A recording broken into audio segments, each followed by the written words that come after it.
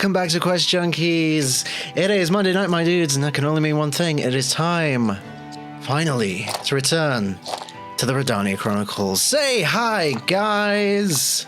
Hi, guys. Hey, guys. Yes, fun fact, we were just talking about going in dry before we started the stream, so use whatever context you can find in your brain for that to fill in the gaps.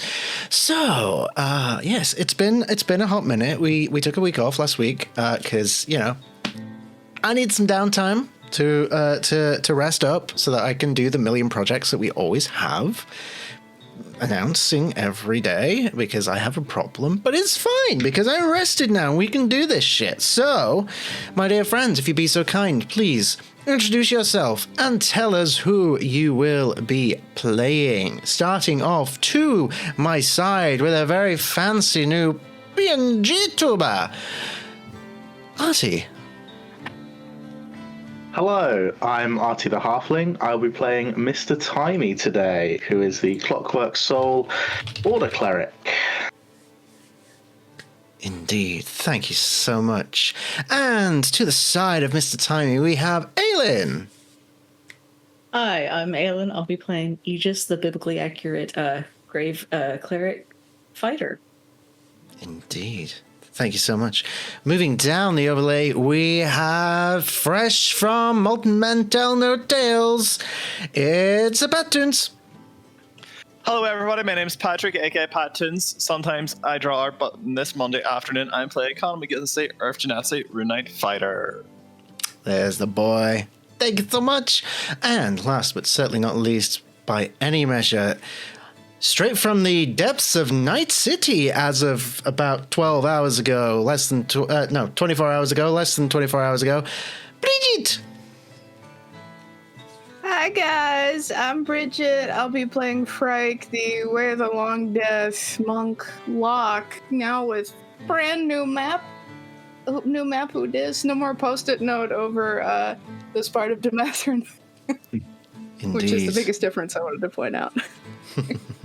But yes, a new map so we can start pinning things, and it slowly turns into the Charlie Day meme of all the conspiracy theories that Bridget has in their Obsidian archives, right alongside the fanfics and such. I look forward to 10 sessions from now when most of those notes and scribbles on there are just, what the fuck? Oh, I'm getting red string fully to weave between the pins. Hell yeah, Yay. I can't wait. Amazing. And I am Pouch, the ever humble Dungeon Master. I play everyone else. So, with all that being said, you know the drill. Periodically, there will be messages in the chat and on the screen to point out our dear friends over at Tabletop Dominion, Phoenix Iwaki, Sirenscape, all these wonderful people. Go and support them and give them some love and check them out because they are part of what makes Quest Junkies Quest Junkies. So do that. But until then,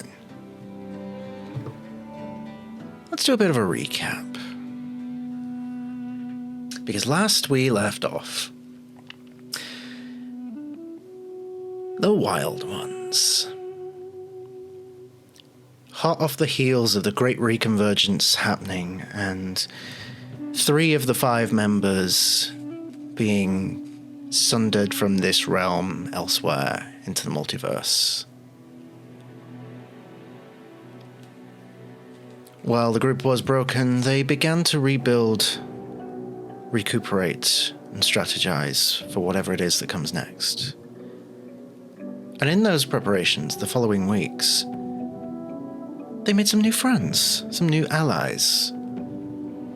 One of the heroes of Demethrin, Aegis Asphodelis, one of the Demethrin 5, came seeking the services of Stalagmighty after hearing about his recent battle with someone who appeared to be Kimura, a former companion of Aegis. But it was not. Diane. It was Diane, or whatever the fuck I called her. I don't remember. I just remember Diane. Deborah, that's it. I knew it was a D. Deborah. Denise. Dabura, the Demon King. Dakota. Indeed. They also met a very peculiar figure. An elderly man in a tweed suit and a taste for really shit oil was later revealed to be Mr. Timey, a warforged construct of some sort, sent here by an unknown third party to investigate the Great Reconvergence and assist the Wyld Ones in their endeavors to put a stop to all this nonsense. It's dragging on now. It's a bit dreadful. So, quite enough of that. So as the group got introduced to each other, got to know each other a bit more, they began plotting their next move. Doing some research, stocking up on some supplies. Connections were made between the curse that Frike holds on her form and the rot that cursed the continent of Demethren not too long ago.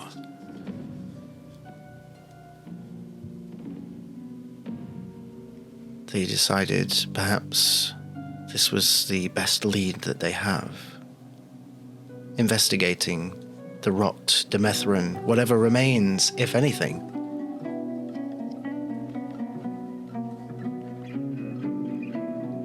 But Demethren is an entirely different continent. Getting there is no easy feat, certainly with the world as it is.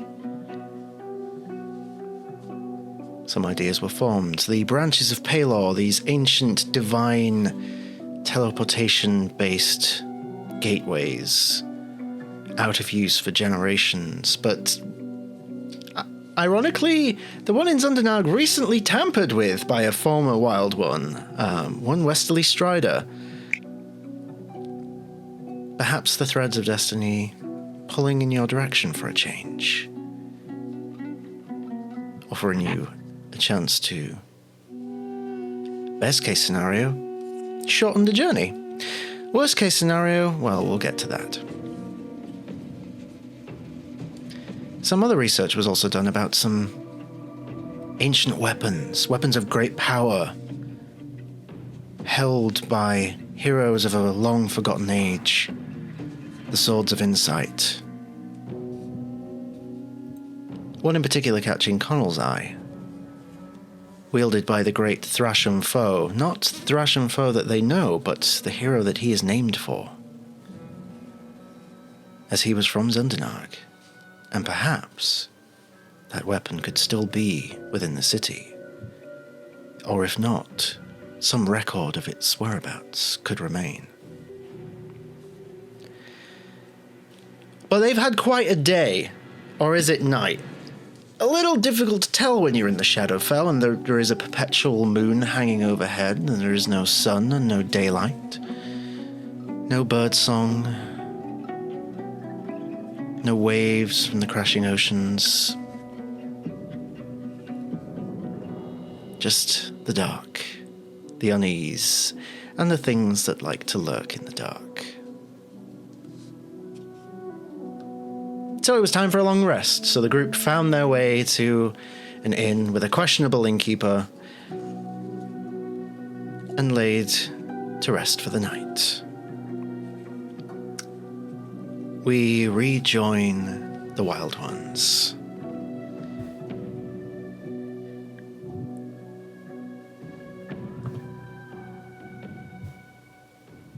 As they awake, you may take the benefits of a long rest.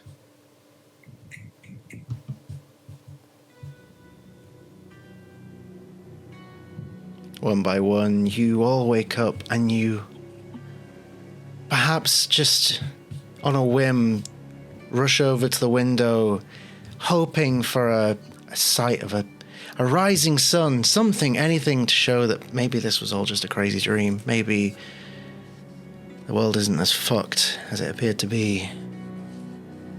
And you just see that colossal moon still hanging in the sky, exactly where it was 8 hours ago. The streets still remain quiet. but rested you are.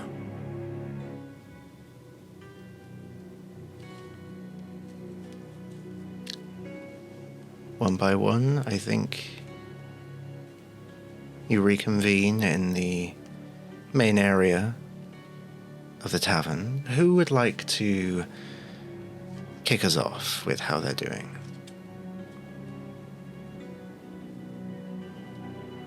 Okay, Frank.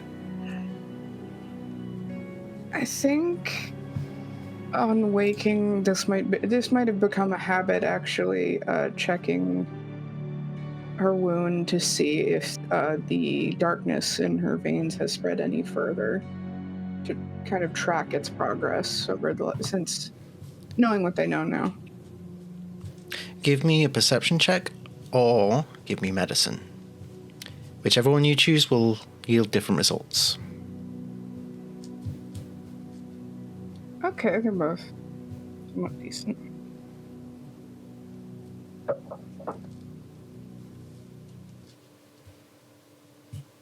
It says I have inspiration on my sheet. It sounds like you better use it then, if you're bringing that up. What ability are you rolling? Medicine. Medicine, okay. That was better. 21. 21, very good. I'm curious, what was the previous roll? 2. A 2. With a Definitely +6. better. Definitely better. And you immediately have a refill of your inspiration there from C. Thank you, C. Oh, thank you, C. 21 medicine. With the 21, it doesn't look to have gotten any bigger. It's not expanded. With the 21, it has moved a little bit. Just a little bit. Just a tiny bit. And being as intimately knowledgeable of your own physique as you are, you're probably the only one that would realize a slight shift. It's almost like it's alive. Is it moving in a particular direction, like towards the brain or towards the spine, perhaps? Just like if you imagine any kind of creature when it's woken up after a long sleep, much like maybe you have, and the first thing it does is just stretch its limbs out and flex. That's the closest thing you could liken it to. Just immediate wave of nausea, but I imagine she might keep a small logbook of changes she might notice, so she would probably have started writing down anything different, and she's going to record what's happening right now. Okay.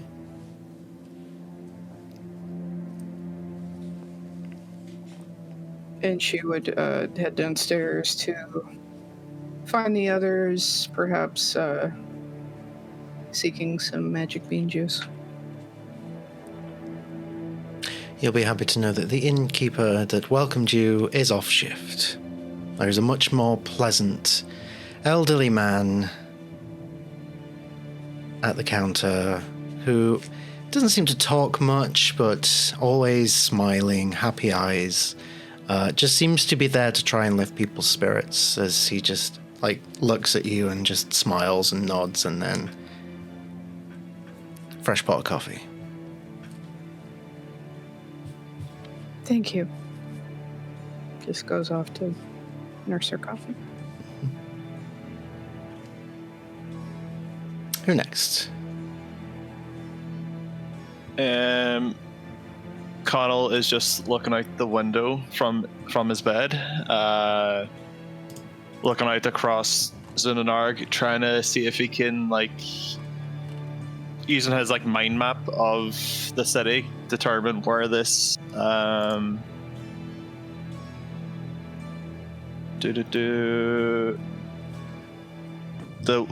the sort of wailing death could be. Okay.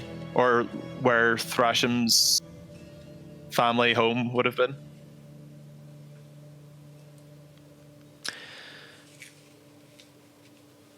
I won't make you roll for this, but I'll say as you're contemplating this and you're looking out across the cityscape you know so well, even though it looks so drastically different right now.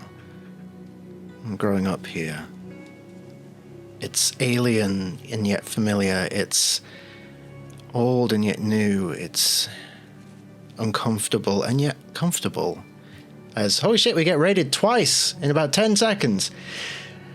Hello, my dear friends. Sky McSparkle. Hello, lovely. And Hearthfire Tales. Welcome on in. A double rainbow raid. Thank you so much, my dear friends. Let me give you a quick shout out. Hi, McSparkle. I know how to do this. I know how to do Twitch commands. Here we go. That's one. And the other one. Hearthfire Tales. That is a great name. Hope you had a great... Oh, no. I can't give you a shout out. I have to wait 2 minutes before. C, will you give them a shout out if you can? I don't know if I can. Twitch has told me off. I can't shout out more than one person every 2 minutes. But thank you. You have a wonderful name, and I hope you had a great stream. So, this unease that sets in.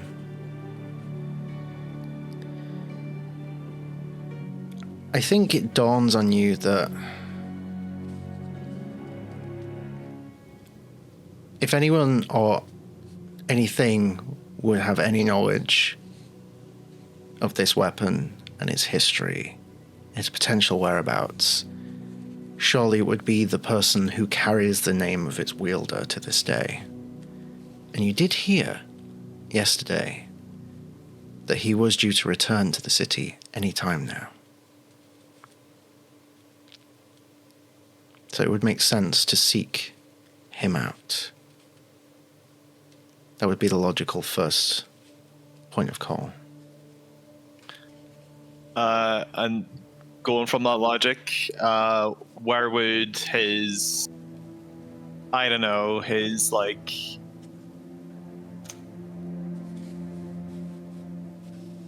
hideout be? Where would his like, where, from knowing the city so well, like where would he usually report to us when he gets back from his adventures? We would know that he would report to the people in charge of the city, as he was the champion of the city. I think you would also think in this moment that, given everything that's going on, being the champion of the people of Sundinag, he's the kind of hero that would want to be where the people are. So you think the palace or the Colosseum, two places where people are taking shelter en masse. Because there always needs to be a beacon of hope for people that feel lost. And that's one thing that he has always excelled at.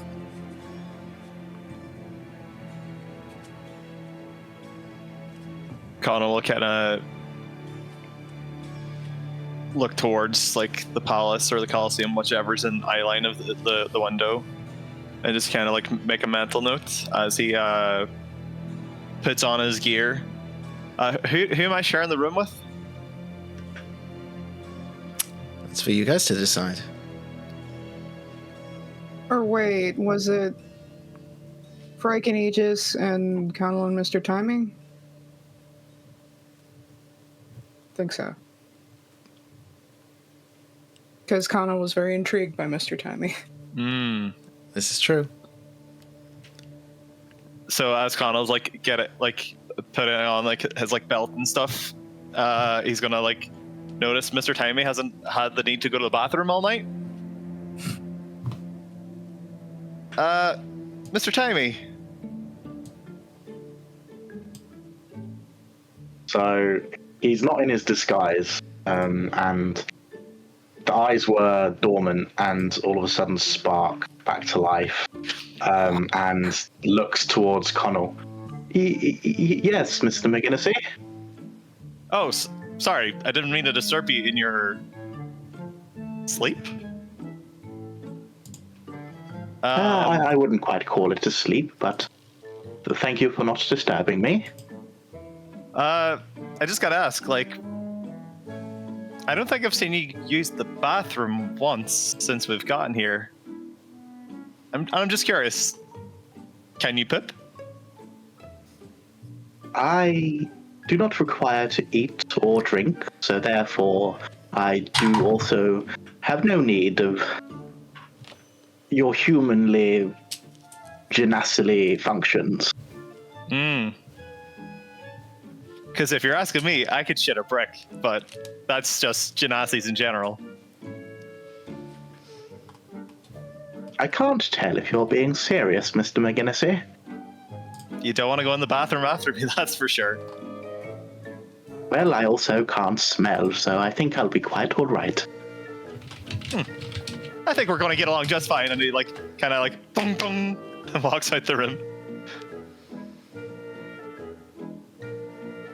Mr. Timey sort of wonders what the hell happened and goes back for another 30 minutes of rest.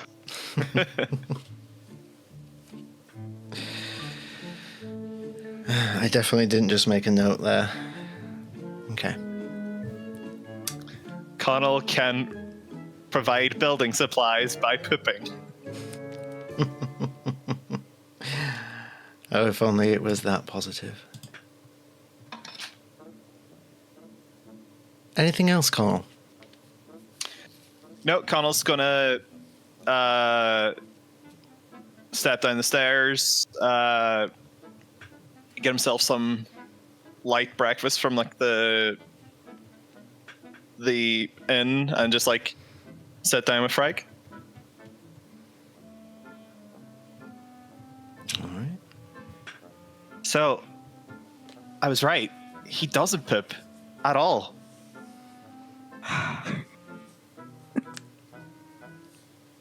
Okay, she doesn't have food in front of her, but it's just that one TikTok sound. I'm eating a fruit corner, Jeremy. Sips coffee, does not comment. The bartender goes over and goes, "Sir, this is a Wendy's." Yeah. Interesting. In that case, can I get a frozen lemonade, please? Strawberry frozen lemonade, apologies. What's a lemonade?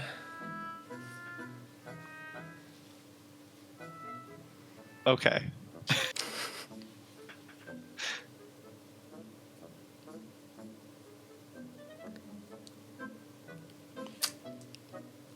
All right. As the two of you engage in conversation about poop or whatever else it is you want to talk about first thing in the morning, Aegis, where do we find you? I think, given where Aegis generally sleeps, Frike might have assumed that he had already gone down for the morning, because the bed would have been still perfectly made, as he usually sleeps underneath the bed.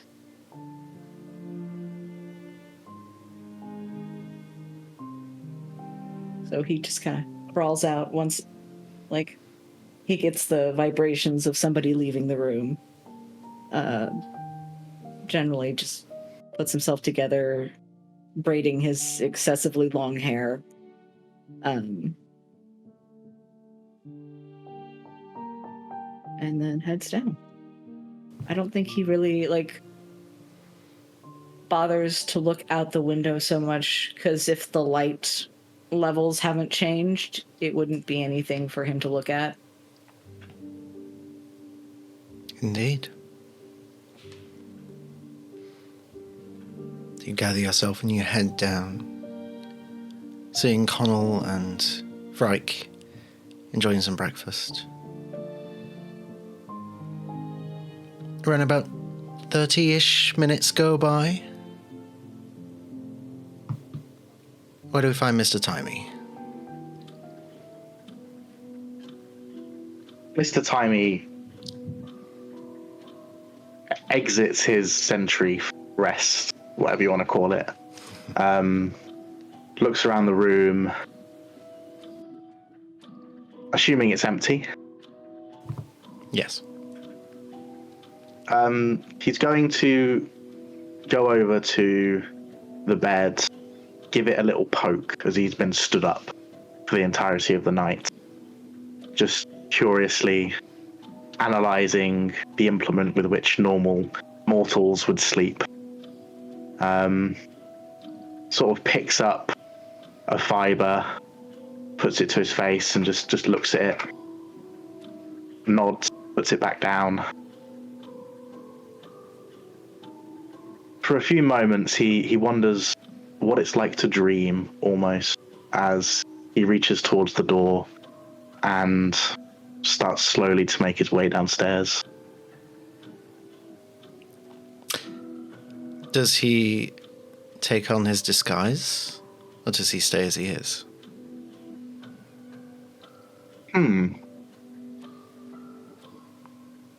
So he would go down, but he would use his old disguise rather than his new disguise, which is obviously the tweed old man. Mm-hmm. Something familiar. Indeed.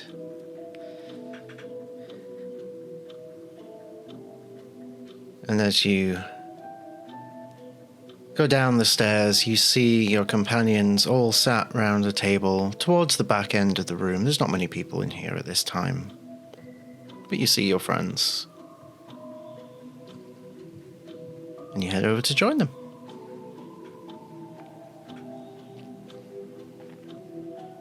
Good morning, everyone. I hope you rested well.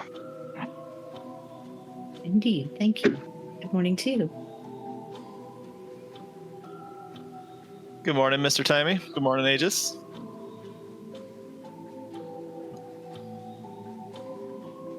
How was your first long period of rest in Zidinarg?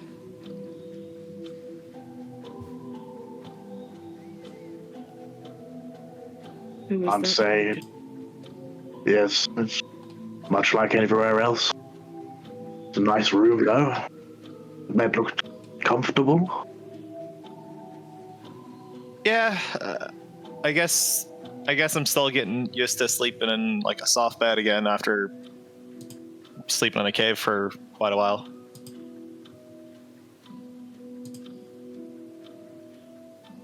Mr. Timey's going to look at just the table in general, sort of cast glances to everybody and just cock his head slightly to the side and say, on an unrelated note, did all of you dream?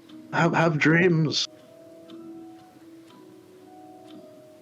Yes. Sometimes. Indeed. Though I've experienced my dreams being invaded by other consciousness while I sleep.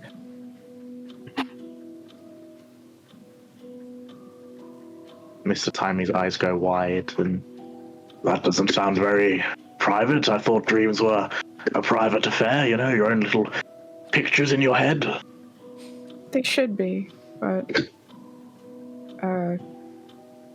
I really had no idea the extent of what magic can do, and evidently I learned that people can visit other people's dreams the hard way by having someone visit mine. Your father visited you as well. Yes. Eyes dart to Aegis. Has your father visited you in your dreams? No. Oh. Yours did. Yes. He tried to give me a nightmare. It was interesting. Oh. Kind of a forlorn stare into her cup, swirls it around. I'm sorry if that was too forward. No, there was a time when I didn't know any extent of what he had done. I was... looks around through the window up at the sky. I was kept in the dark, but now I'm not, and I would prefer to know what happened rather than to not know.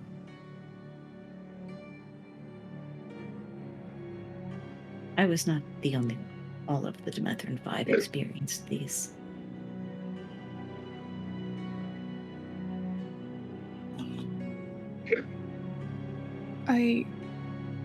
She's gonna think back to... Did they ever commemorate you all for your efforts? Awards, statues, accolades? He just kind of like blushes and shifts uncomfortably. There was a statue ceremony thing. It was very, yes. It was uncomfortable for me too, but it happened. Hell, we got a whole house.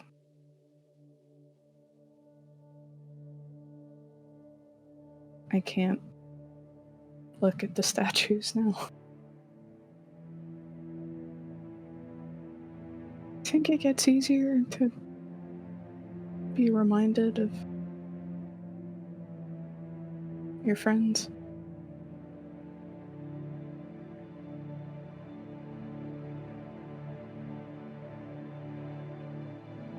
It depends on the memories, I think. What you hold on to.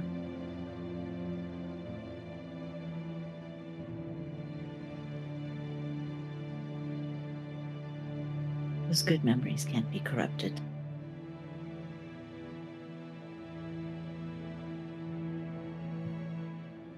I thought as much, but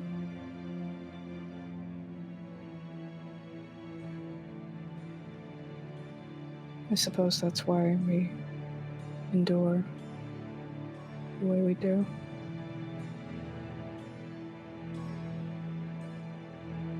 And they're not all gone. You'll find them again. Thank you.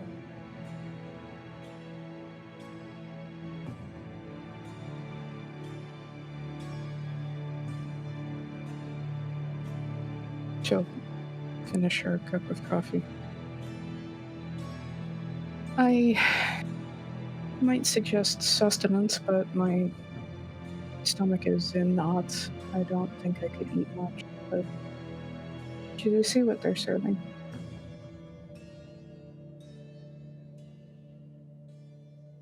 Nourishment is important for maintaining life.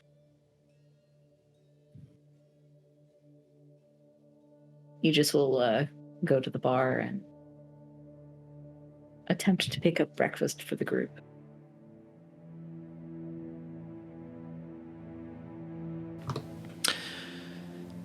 Easy enough to do. You are met at the counter by the same innkeeper. Old, tired, but smiling face. Doesn't say much, but provides you with 4 bowls, one for each of you, of piping hot rabbit stew. It is actually a Zundernagen delicacy, something Connell's probably grown up having. I'm going to say for Pat's benefit, it's like a good traditional Irish stew with all the trimmings, but with a Zundernagen twist. Gotcha. A heartful meal.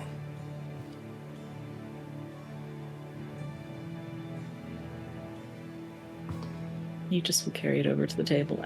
Hopefully this will be soothing.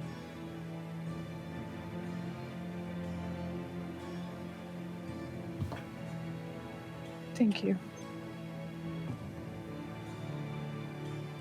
I I was imagine offered. she'll try. Oh, sorry.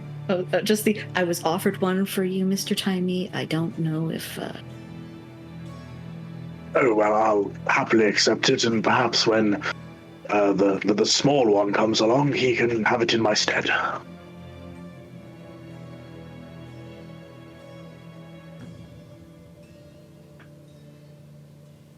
Just let me know if anybody wants seconds or thirds, because I definitely am. And those giant forms take a lot of calories, so... And Connell just starts scooping on himself. You hear a couple of people that are elsewhere sat in here just, like, chuckle, hearing that comment. And it's funny. The mood just seems to start to lift in the place. It's like people forgot how to laugh and just rediscovered it, and now everyone's tucking into their food and chatting. The inn's gone from being quiet to being a glimmer of what used to be. It's nice. Connell's gonna grab an empty stool. He's gonna kind of drag it over and kind of like put it in between his legs, and he's gonna start like bongo tapping it, and he's gonna try and like start like a very uplifting chant to try and like upholster people's spirits. Come on, lads! Why the sour faces? We're having a lovely breakfast on this some morn, some evening. Let's have a better crack. We all know what to do. Go ahead and give me a performance check. Can I assist with thaumaturgy? Yeah, do explain how you are assisting. Aegis will try to provide like background music as well. Oh, is that a natural 20? It sure is, baby. Session 1 Folks. recap. Let's go! Very nice. Nat 20 emotes in the chat. I have a button on my stream deck for that now. Hey, there we go. Mr. Time is also gonna just pat Connell on the shoulder. Patception. You don't need it, but you get a little bit of guidance as Mr. Timey says, "What a wonderful gesture." What's happening in the chat? Huh? Might want to turn it to follower mode because you've got a lot of Oh, bots. Yeah. lovely. We first time we've had one of these. Okay. Shield mode. Did that work? That did not work. Okay.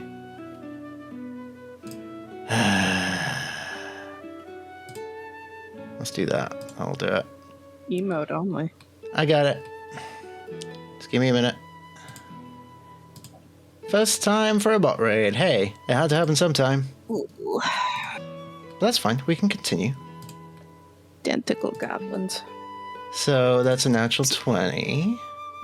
So as Connell's bongoing away, he's just going to sing a wee song his mum used to tell him, sing to him when he was young. He's going to sing, "I'll tell me ma when I go home, the boys won't leave the girls alone, they pull my stones, so on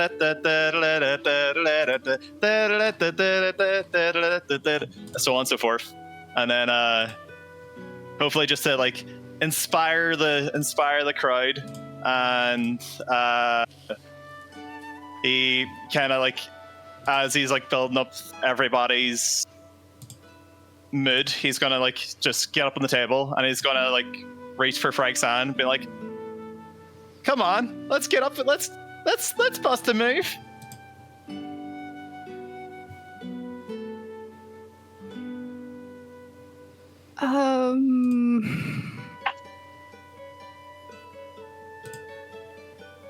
Okay. Kind of a Knight's Tale stomp and clap line dance. a bit. Taking me back to the early days of the Rhódania Chronicles, the last time you were dancing together. Oh, It's yeah. actually, It's been when a you think while. about it, it's actually one of the first ways you two bonded. Fascinating. So Connell's gonna reach for Frank's hand, and he's like, and as he does like the little spin thing, he's gonna like slowly whisper, "Whenever I finish the thing, you teleport." So he's gonna like almost like spin around, put her in her arms, then spin her out again, and at that moment, I'm hoping she teleports to the next table to get extra wee points from the crowd. Yeah, she'll bless me the Raven Queen. Okay. You know what? I'm gonna get copyright striked for this, but screw it.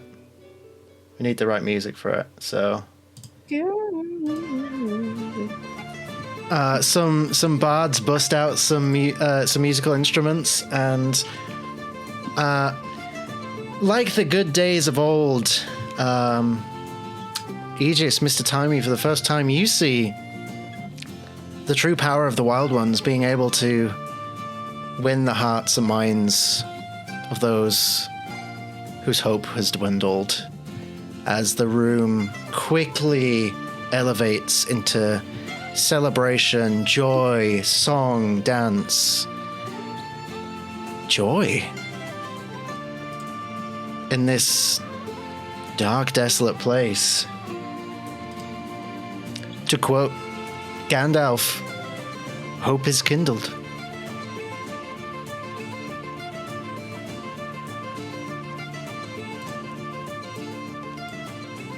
How do you two react to this sight, rather unexpectedly occurring?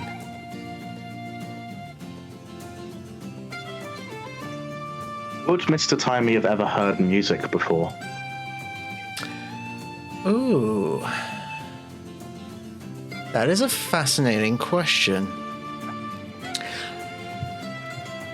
I mean, Mr. Timey is your character. I will let you have the ultimate say. If you wanted my opinion, I feel like Mr. Timey would know about music, would know about it on an intimately descriptive level, would know what it is, what it consists of. I don't think Mr. Timey's ever experienced it before. So, do with that what you will. In which case, Mr. Timey is going to lean over to Aegis and say to him, "You know, I've read about this in a book. I think this is music."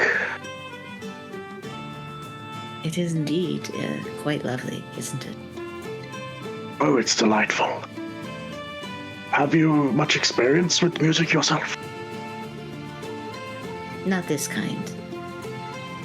And like Aegis is kind of continuously like working with his hand to like basically the lights are kind of like glowing and shifting colors in time with the music.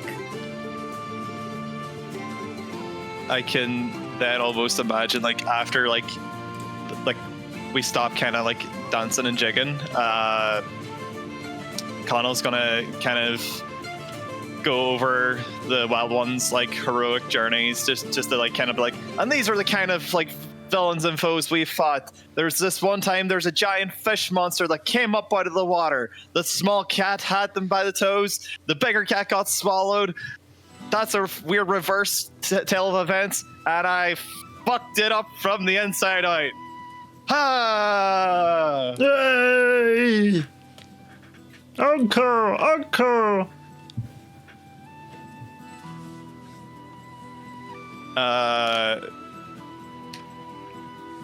Yeah, so I guess it's just gonna be like lots of like just trying to like you say, try to like bring smiles to the public, kind of give them some sense of hope and just give them a little bit of brightness in this dark, gloomy day. Mm-hmm. And you do. And as the sound continues to ring out, Our view, just briefly for a moment, pulls away outside of the window of the inn, back into the streets. Beneath the sky of the pale blue moon, which, as we established last session, one of the unfortunate side effects of said moon is all sound beneath it is amplified by quite a lot. So the sound of jovial partiness and good times quickly quietens as you begin to hear a much louder sound somewhere in the distance. Beneath this moon, difficult to tell how far or close.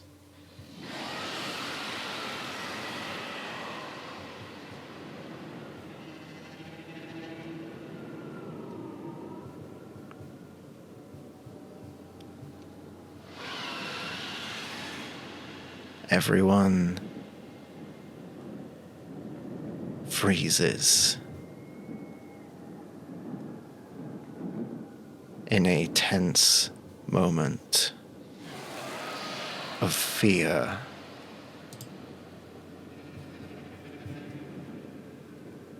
What do you do?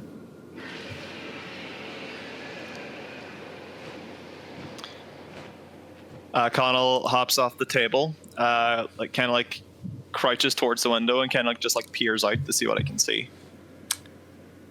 Give me a perception check. Yeah. She'll do the same. Mm-hmm.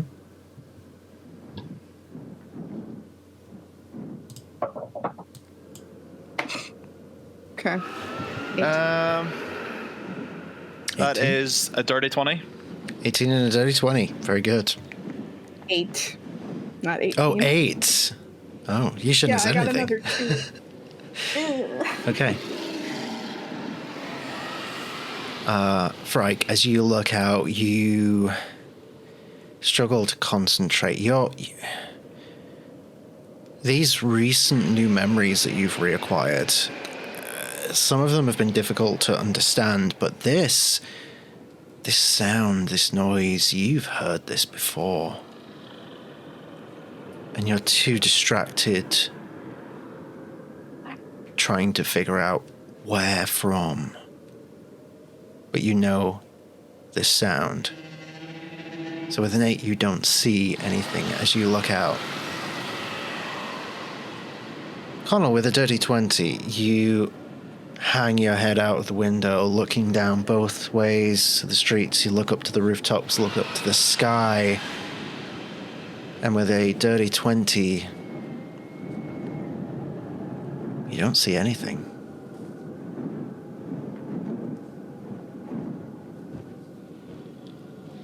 But you hear it. You hear the guttural roar, the heavy wings beating somewhere out there. Unmistakably. And with a dirty 20, I will give you one extra little bit. This was one of the first sounds you heard immediately after the convergence. When Rhódania was plunged into darkness. As you and Frike held on to each other, you heard this sound in the distance. But it wasn't this loud.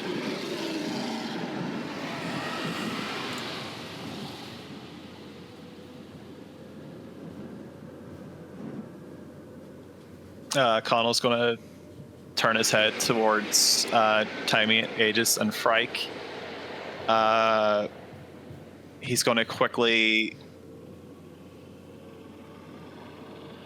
Actually, he's just going to look at them. All right, we've got work to do. Top priority is to keep these people safe. Make sure there's nobody around, whatever that is. Public safety is our top priority. And have any of you guys got a way to see what's out there? I'm quite astute at noticing things. I'd like to say I'm quite perceptive, but nothing of a magical nature, if that's what you're referring to.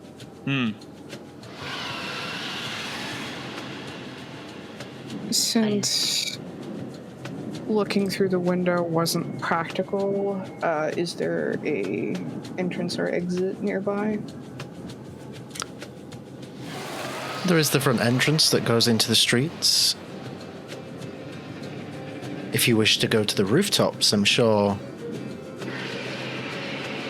you would be able to go back upstairs and find your way up, perhaps climbing out through a window and climbing up to the top floor? Onto the roof? Yeah, that's more poetic. I think we're doing that. Yeah. All right. Anyone else? Aegis, do you have a way of scouting what's outside? It's a bit beyond my ability. Unless you're looking for undead.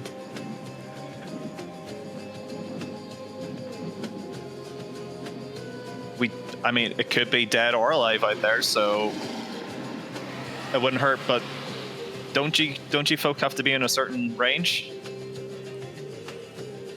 Probably close enough for you to see with your eyes, anyway. All right. Well, if we're gonna do some investigating on what this thing is, I want to make sure we do it right. And Connell quickly stomps his feet, and everybody in the party's feet gets little stone slippers as he casts Pass Without Trace. Nice. All right. So is everyone heading to the roof, or are we splitting? I'll say, she'll stick around long enough for that effect to happen, but then she is going to look for the best point to start heading toward the roof. Now, I will say above table, if you wish to keep the effects of Pass Without a Trace, you need to stay within range of Connell. Mapping out the most likely point to get to the roof. Investigating the path.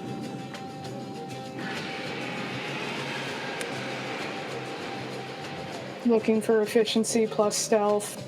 Path forward. I mean, there's various ways to the roof, but unless Connell's going with you, you won't have Pass Without a Trace, because it will be more than 30 feet. Yeah, let's... Looking towards the other two. Are you guys okay to go to... Should be fine.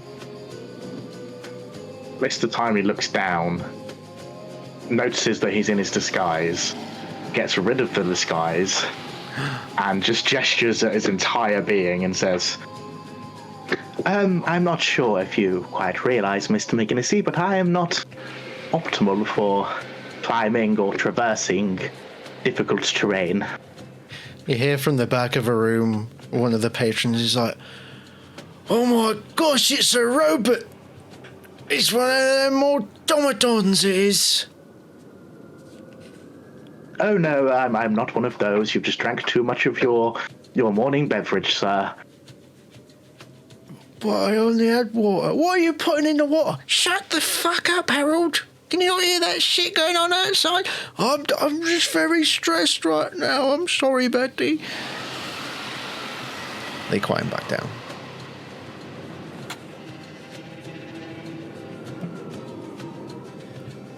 Don't worry, Timmy, we've got you. Mainly, we're making sure Frank can on the roof, but we'll be near enough where we can all kind of stick together. Very well, I trust you, Mr. McGinnisy. I got your back. Nobody has to worry. All right. Most optimal route to the roof. Given the circumstances, it would be safer to go via upstairs and out of a window and up. Going out the front door, you would have to scale the entire building. So, if you're looking for the safest route, it's probably best to go back to your room on the upper floor and climb out of the window and up. But it is your choice. Bridget, are you able to walk up walls yet? No. Damn. Oh, wait, I might have spoken too soon. Ooh. Can never find this feature in the builder. Yes. Yes, I am. Okay. Okay, so we're all walking back upstairs, and you all would see Frike open a window and peek the top half of her body out, like trying to judge the distance before she climbs out of the window, takes a step onto the glass, and then it looks like she's walking upward toward the roof, but she'll poke her head back down, holding out a hand. I can take maybe one person. She'll look apologetically at Mr. Timey because she's not sure how logistically how that would work, but Aegis, can I give you a hand? Sure. All right. And I'm just imagining like a biblically accurate backpack Biblically accurate backpack. as we walk the side of the building. Okay. Yeah, you would notice that Aegis's limbs are longer than you would have expected. Oh, okay. Yeah, you've got to adjust the straps. Connell's gonna like hand you like a bit of rope so that you can like tie it up above so he can climb up because you're not carrying him. He too dense. It's true. So, given the dope monk shit of walking up walls and such, and the rope and things, I won't make you roll to get up onto the roof, but I will ask for a group stealth check. With a +10 from Pass Without a Trace, thanks to Mr. McGinnis. Yay.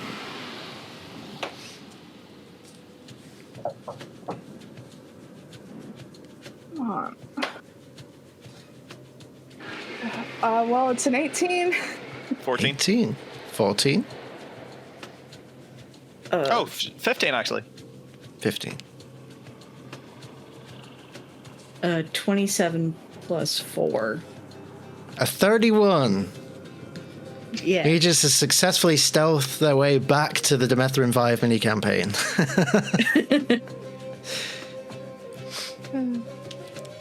You're in the ethereal plane. Mr. Timey? Not too bad with the +10. That'll be a 19. 19. More stealthy than Frike. Amazing. Shit, might try and find a good anchor point. Tie the rope off.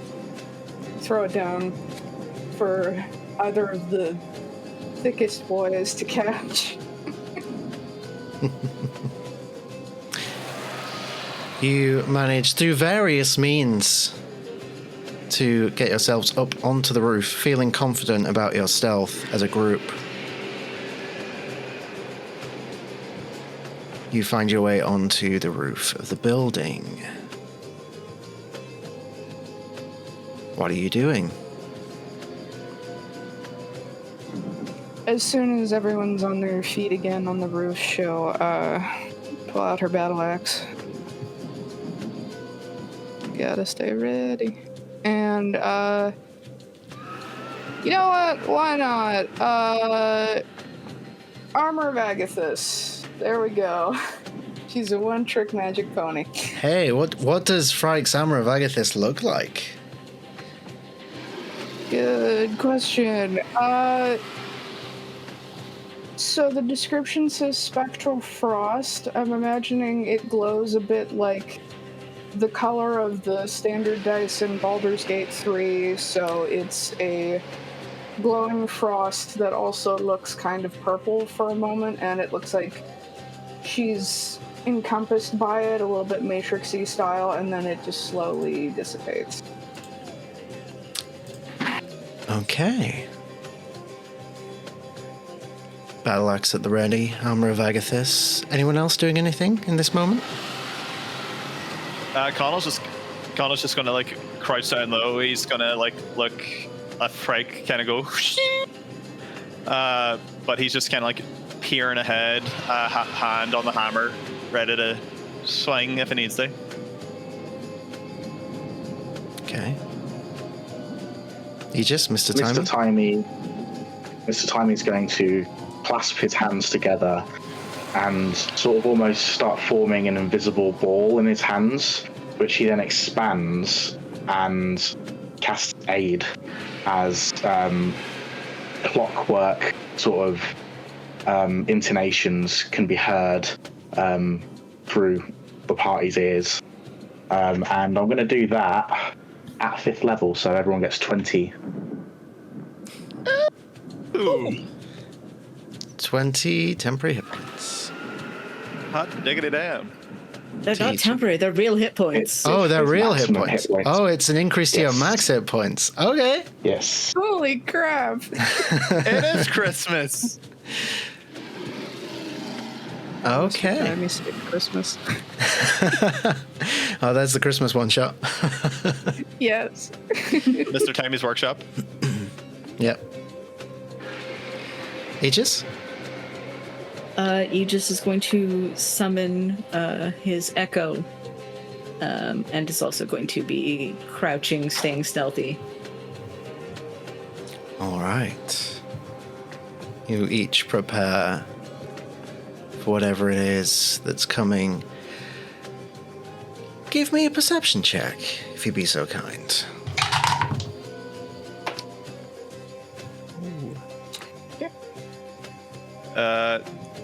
Dirty 21 from Connell. 17. Okay. 24. 24. It's a natural 19 for a total of 27. Ooh.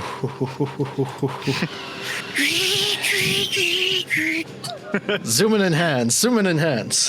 Yeah. Oh, amazing. 27. Shit, okay. Cool. And I thought I rolled well. Hey, what about Moment29? Thank you for the gift subscription. Thank you so much. So, fuck, I rolled really well, and that's 27 is not well enough for me. Okay, so the three of you, you're looking around.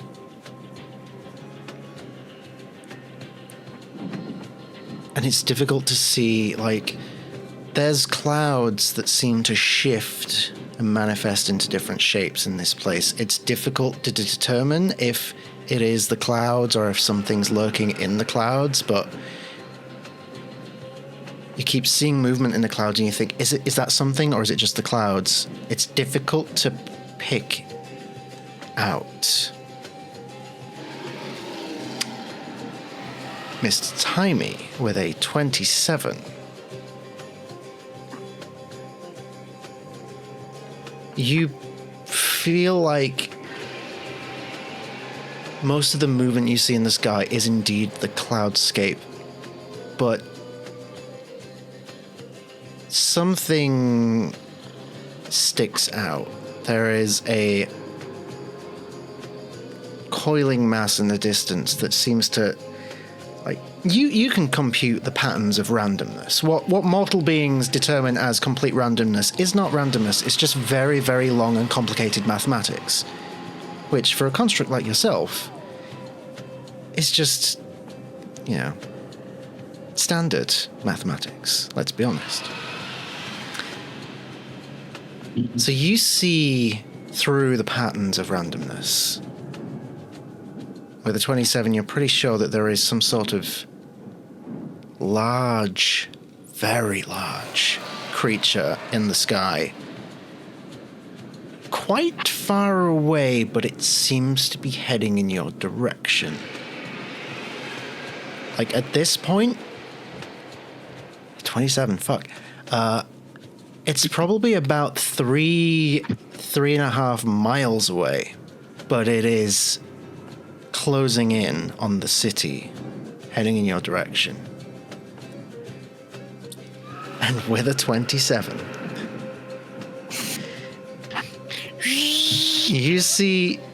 you don't just see this, but you also hear this, because everyone is concentrating on looking up in the sky. You are looking everywhere. and you look down towards the city in the direction of where that figure is, and just on the outskirts, you see a small figure running into the city. Towards the city, away from this thing. Tiny figure. And you just pick up the faintest... Shit, fucking shit, oh fuck, oh bullshit, fuck, oh my god, you fuck, No. So the fun thing is, I have Observant, which means that if I can see him and see his mouth, I know exactly what is being said. Yes, so you can relay this information if you wish. Oh god, Oh. Grim. Did anyone pick up that stew? It would appear our small friend is on his way back. Oh no. You know, He's actually- running away from the thing we're looking for. I'm gonna allow it, but if we were to go rules as written, Brim doesn't have lips. So Right, okay. but no, I'll allow it because it's funny.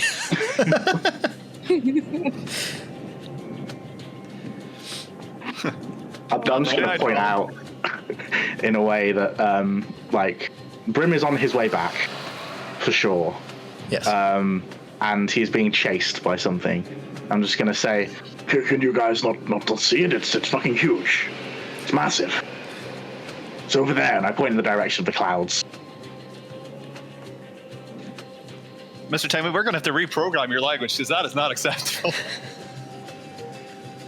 And he looks Look, towards the sky.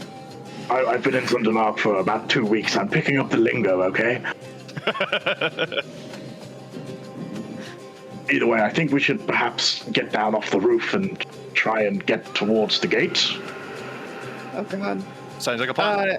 If he mentions Brim, then she might actually go toward the edge of the roof where the rope is still tied and just walk right off of it and down the wall of the building toward the ground.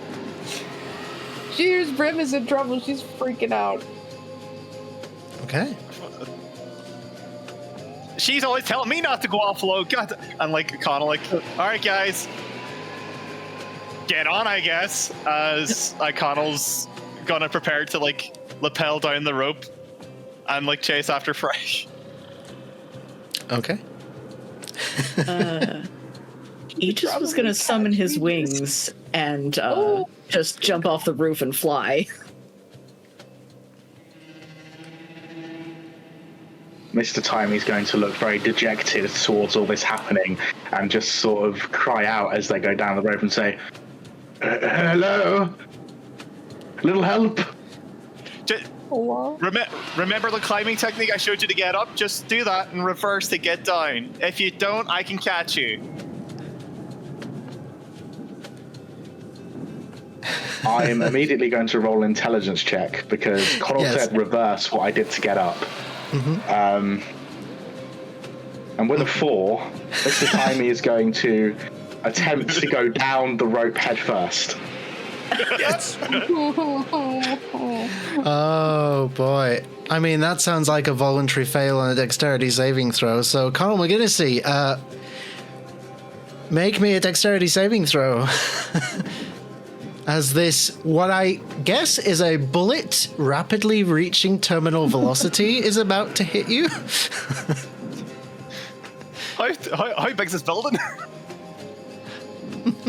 That was an 18. An 18. Okay, so Probably my first success on a dex save of this entire campaign. probably. Okay. Roll me.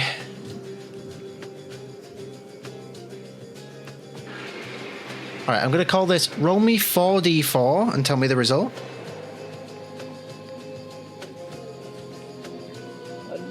Yeah.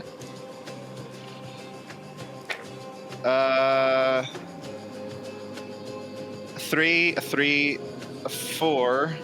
So that's 10, 11. 11. Okay, so Connell, you take 5 points of bludgeoning damage as you successfully catch Mr. Timey head first. Mr. Timey, you do bounce your head a little bit off the ground as you're caught. You take 11 points of bludgeoning damage.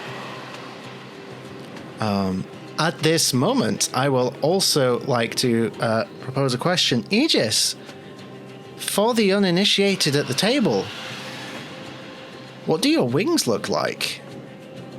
Well, there's a reason I introduce him as the biblically accurate twink, as 3 sets of these pale golden wings with pale pink eyes sprout from his back. And he's zooming off. He's dashing for Brim. Okay.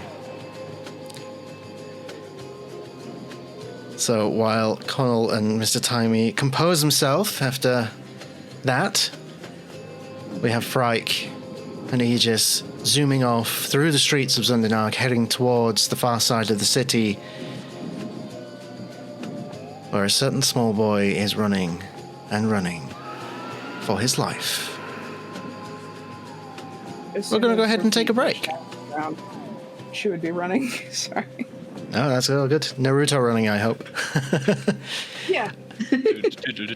Hell yeah. All right, we're going to go ahead and take our little bio break here. Seems like a good opportunity to do so. So do stick around. Things are getting quite interesting here. And yeah, we'll be back very shortly.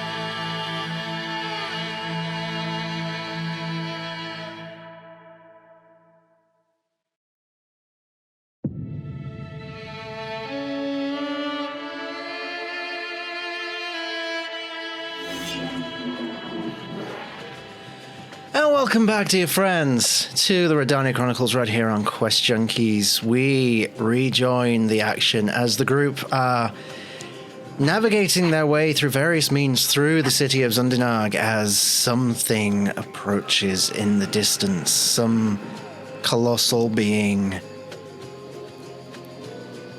But enough about Brim Smallboy. He does approach, running, terrified from whatever it is that's in the sky. We have Connell and Mr. Timey bringing up the rear, which I feel like that's not going to be the only time I ever say that phrase. I don't know why I would think that, but yeah. Frike running up front, full Naruto running, dope monk shit. I'm imagining various bits of parkour through the streets, followed by the biblically accurate Twink flying through the streets behind. I'm not going to ask, like, flying speed versus monk speed. I reckon you two can keep up with each other. I've got 45 feet of movement now. Just noticed that. Yeah. So that's 90 with a dash. And if you spend key points, you can probably make that even more. So,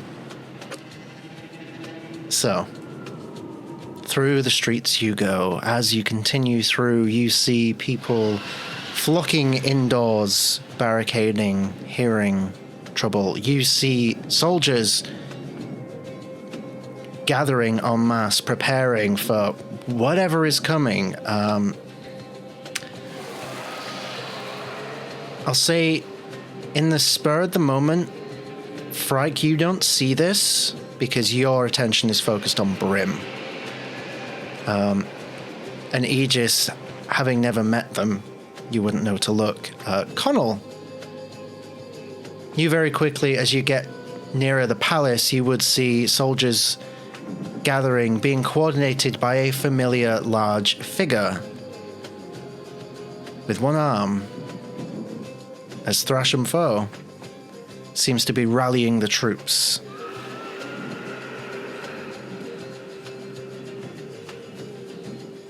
Do you continue on or do you stop?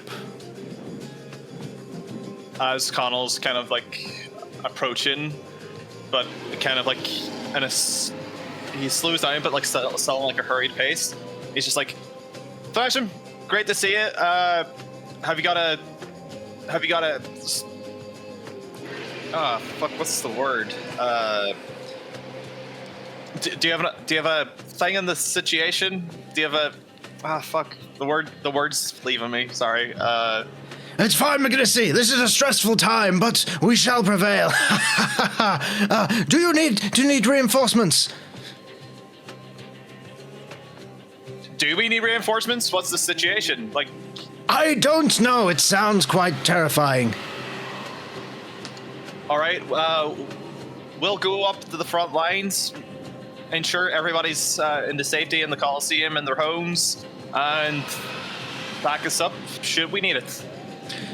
I'll be right with you. Yes, come on, man, let's go. And he starts, like, giving out orders. Standing stones don't work. Shit, okay. That complicates things. Do it the old-fashioned way. He starts coordinating efforts. Oh, ye of little faith. And you continue on. I'll say you continue rushing forward. Now I have to make a series of rolls. I've been saving this for when we were back on the stream. So, while I do this, each in turn, just describe what's going through your mind right now as you approach whatever it is you are approaching. What's the forefront thing on your mind? And let's go in the order of where you're running. So we'll start with Frike. Well... Oh, stuck in a little thing over there. Trying to get back to her buddy boy.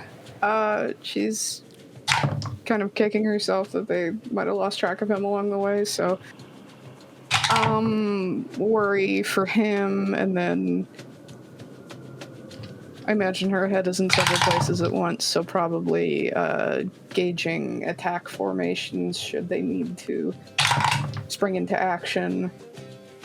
And seeing Aegis with his wings, I think she'll periodically forget that that's also something she can do now, so just that moment of wrestling with herself, like, oh yeah, wait, I can fly. Wait, no, I don't want to do that. Like, the wings mean something very bad that I don't understand yet, and she'll just keep running.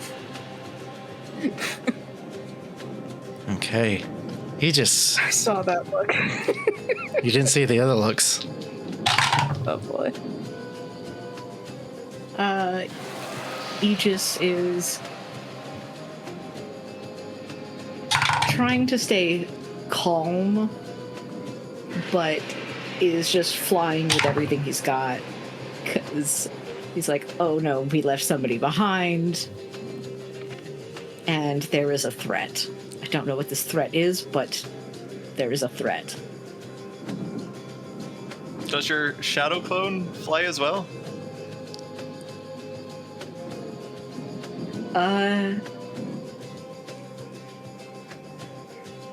No, I think she probably would have vanished when he left off the roof. Okay. Connell. Trying to keep in pace with Mr. Timey. Connell is rushing past civilians, basically ensuring their safety, as he's just directing them to go indoors, out of sight, report to the Coliseum, the palace, wherever. We've got under control. As he has his hammer in one hand, the shield strapped to the other, and he's got the Nimbus coin should he need to take this guy as well. As he kind of checks into Mr. Timey just to make sure he's not lagging. Speaking of, Mr. Timey. Mr. Timey is going to be trying to keep up as best he can. Sort of looks down, because he would have recast disguised self as he was going up the stairs to go up the rope. And he's just going to sort of say, oh, this is just slowing me down, and very dramatically is going to pretend to unzipper the disguised self, and while running, just throw it off, so that he is just in full automaton form. And in the back of his mind, he just thinks to himself, I don't know why Mr. McGinnisy was struggling to find the word hold earlier, but it is a stressful time. I love you, Artie.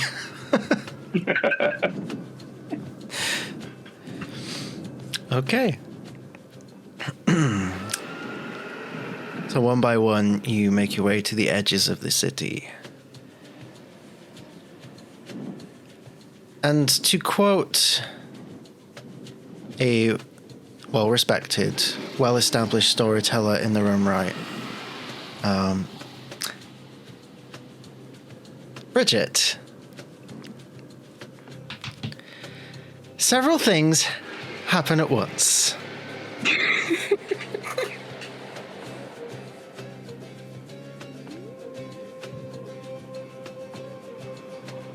You reach the edge of the city, and Aegis, as you land next to Frike, as Frike slows down to stop, you look ahead and you see Brim Smallboy running as fast as he can, no longer needing the walking stick he's been using for the last 2 weeks. Perhaps on adrenaline alone, he is just in a full sprint with his tiny little owl legs. And he's running, and you can hear him now. You all hear him now. Fuck, shit, fuck, oh my god, fuck, oh, I didn't mean. And the little bit of moonlight that lights the surrounding area around you just begins to grow darker as you start to look up slowly, and this all happens in moments. We go into slow time, bullet time, if you will, as you all look up and just see this massive shadow rapidly descending from the sky.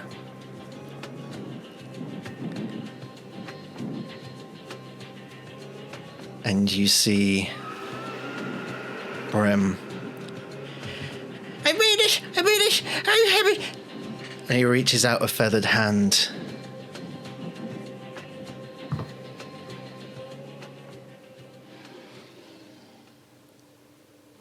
There is an almighty boom. A shockwave. As Brim disappears behind a shadowed form in front of you. I'd like everyone to make me a dexterity saving throw.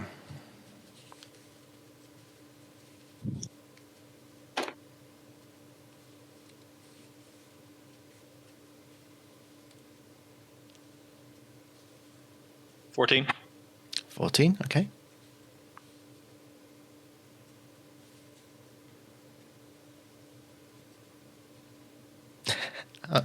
Bridget has the best reactions. And I said I had a bad poker face. I'm taking a picture of them. The flash is on. This is a natural 20 for a total of 26. Amazing. Okay. I feel it's fitting to say I got a natural 1 for a total of 0. For a total of 0. We love it. We love it. Both the naturals. Aegis? Yeah.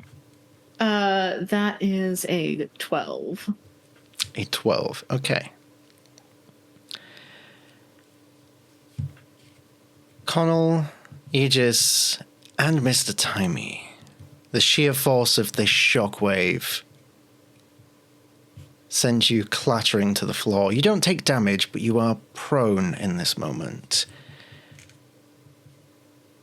Frike, you remain on your feet, the shockwave almost passing through you as you are frozen to the spot, looking in horror. Brim? He was there. He was there. And now, as the shadow begins to dissipate, the true form of what is ahead of you begins to reveal itself. And I'm going to need everyone to roll initiative. I'll probably have to make a gift of that. I could meet the Brim plushie across the room. Oh, okay. That's not very good. 13. 13. Okay. Dirty 20. Dirty 20. 19. 19. 17. Ooh.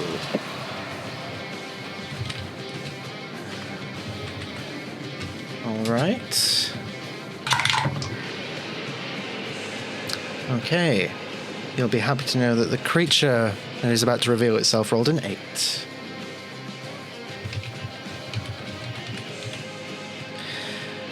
All right. Quite fitting that we have Aegis at the top of the round as this form begins to reveal itself through the shadow. An all too familiar sight. You remember back in Demethrin when you first set off into the northern wastes. You remember reaching the outpost and your first true experience of encountering the rot as it had manifested itself into all manner of creatures that it had consumed in the north, but most notably some sort of dragon. This is very similar, but on a much larger scale. I wouldn't quite say it's a kaiju, but we're not far off. Moreover, this looks like a amalgamation of several dragon corpses reanimated by rot. For anyone who has played Elden Ring, think about the worst fucking boss in that game, the Dragon Lord Placidius Axe. It's kind of like that. Not good. You see two colossal pairs of wings. Rotten. You see black ichor that almost resembles like maggots that are wriggling and writhing, dripping off of this form, seemingly burrowing its way out of scales. And two long necks featuring rotten, desecrated dragon skulls. Aegis, you're at the top of the round. What would you like to do?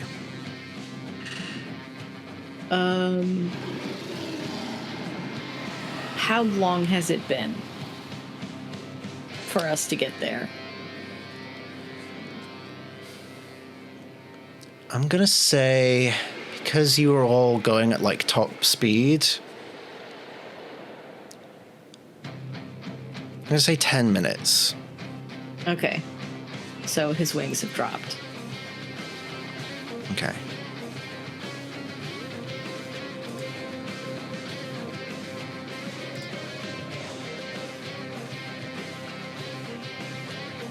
In which case, I think he's going to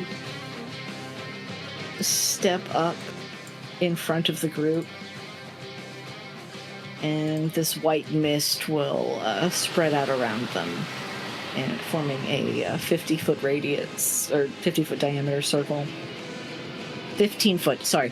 English is so hard. I sleep. So if the creature is within 15 feet, it will need to make a wisdom saving throw and be taking some radiant damage. Okay. It is not currently 15 feet away from you, but that is good to know. It is only harmful to creatures of rot. So any of our allies can pass through it just fine. All right. Anything else? And for the heck of it, yeah, he'll re-summon his echo with his bonus action. All right. As the echo appears, we shift over to Stalagmighty. Connell McGinnisy, you're up. How far am I away from it? I'm going to say about 60 feet. Okay.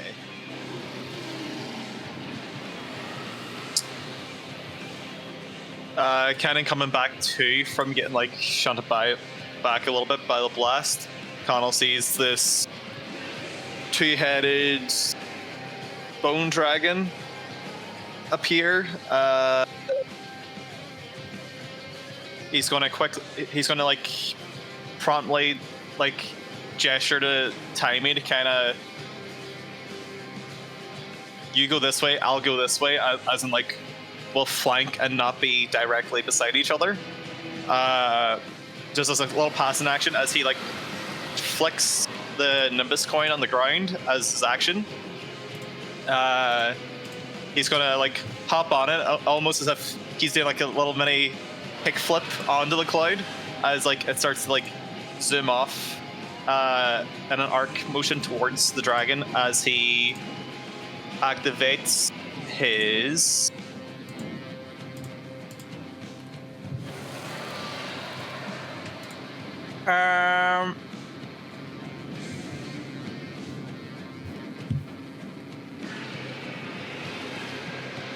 which power up do I want? Yeah, he's just gonna use Giant's Rune as he's on the cloud, and it just, yeah. So the smoke kind of envelops, and he like is trying to like fly towards the dragon. I wouldn't say like right beside it, but like next turn I should get towards it. Okay.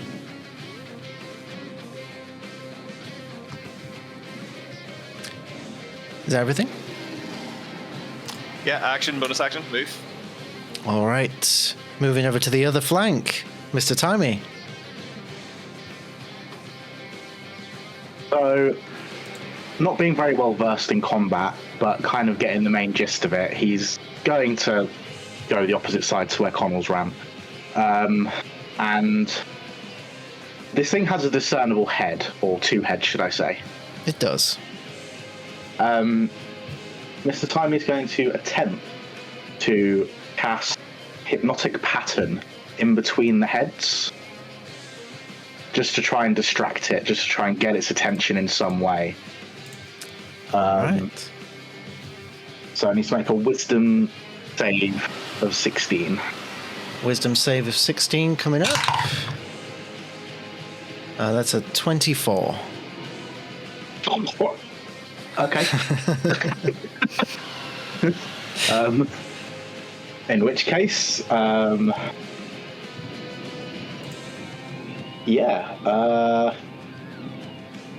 Timey is going to reevaluate his life choices. Great idea, though. I loved it. No worries. That's so. I want to ask a question. Do the two heads count as two different targets? I would say so, yeah. But Also, just a quick question. Would I have had to say heightened spell before I cast the spell? Or can I say heightened spell now that the save has been made? You normally have to say it beforehand, but in this case, I will allow it. Awesome. I'm new to sorcerer and I just realised that I have that, so can I spend 3 sorcery points to make it roll with disadvantage? Certainly can. 24 again. That's fine. The second roll was higher. In which case, I think that's everything. If I would have any movement to just move, like, so that I'm not as close to it, so I probably would have stayed the same distance as I was moving, because it's 120 foot on Hypnotic Pattern, so... Yeah, easy done. All right. And I will end my turn. Thank you so much. Frike, over to you.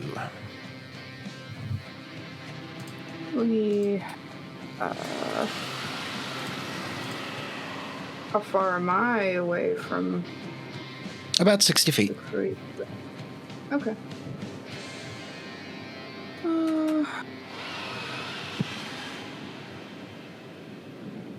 Okay. Then... Okay.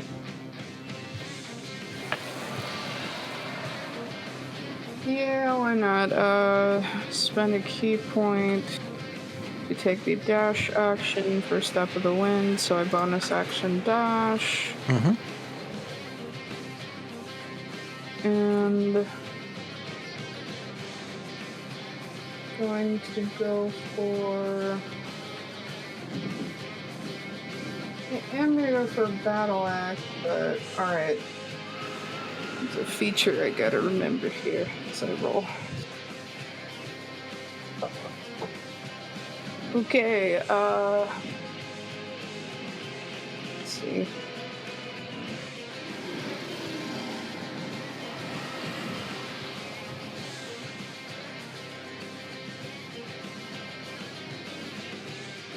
It's 20, not natural.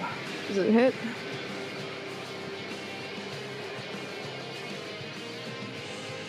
Dirty 20? Just misses. Okay, I would like to use focused aim. And it means that I can spend a key point, an additional key point, and it says no action, so I think focus aim is, and I just lost it on the sheet. I can spend a key point to increase that attack roll by 2 per key point. Okay. So if I spend another key point and increase it by 2... To 22. Does that hit?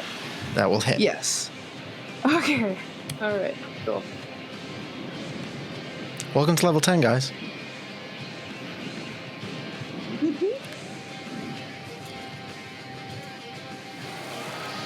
All right. Okay. Wielding it with 2 hands, so...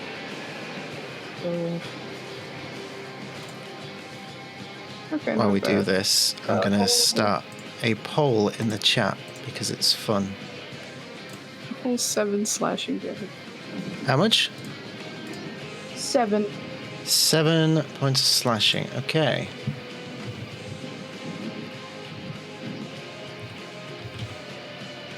All right. Anything else?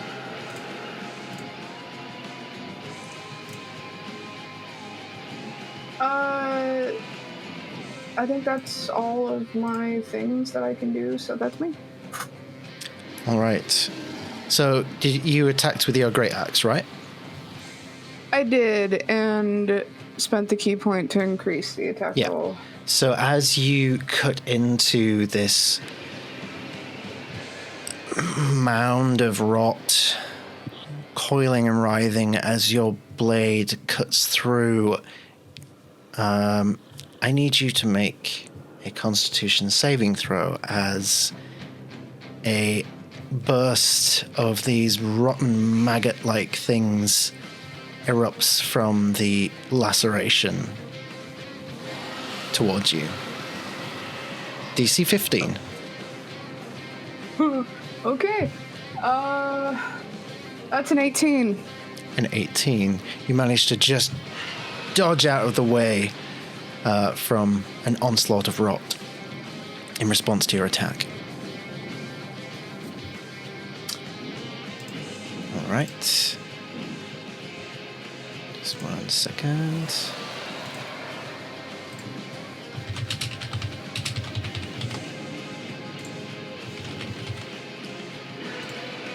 So does that finish your Yes. go? Does All it. right.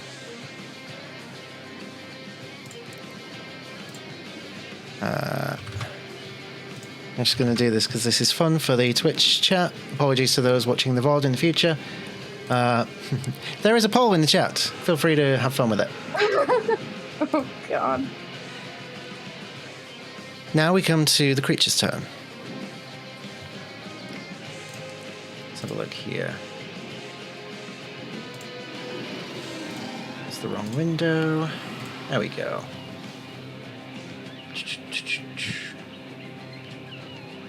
Alrighty then.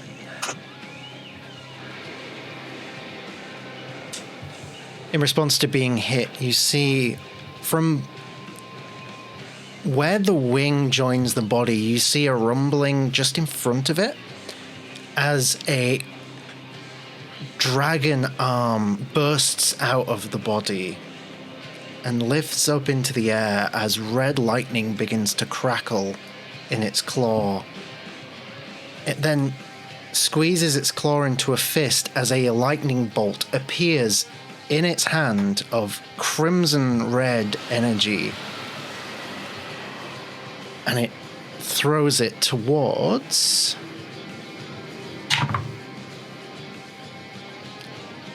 Connell, make me a dexterity saving throw. –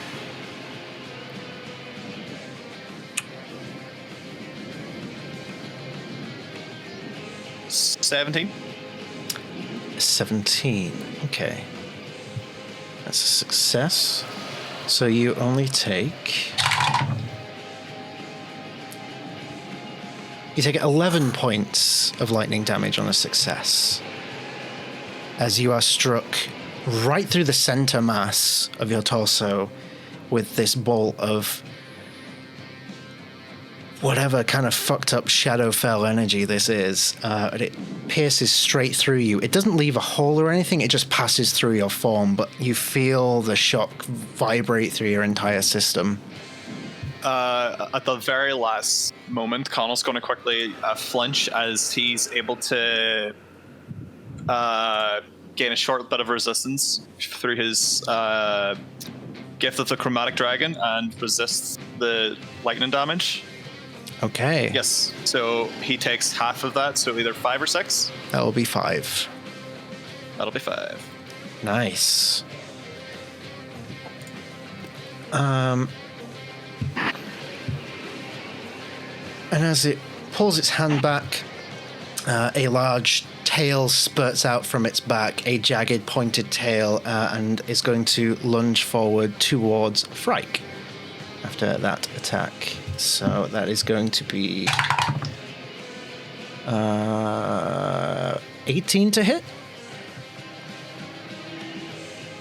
Is this another ranged attack, like another ranged lightning bolt? This is a melee attack. This is its tail. Okay. Cool. You cannot deflect tails.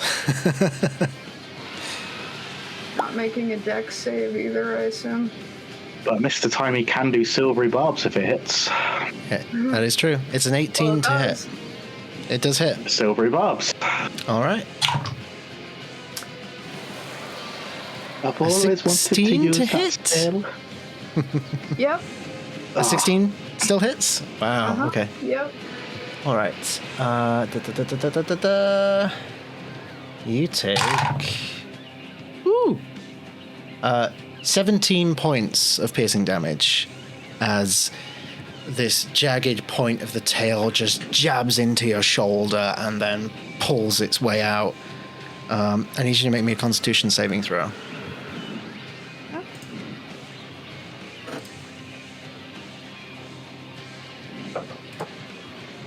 Oh.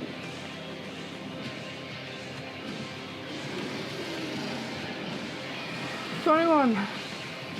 21. Okay. Thankfully, the rot stays out of your system. This time. Bringing us back to the top of the round. Aegis, before you take your turn, I need to make a roll. Okay. Aegis, over to you. Aegis is going to move up closer. With only 30 feet of movement.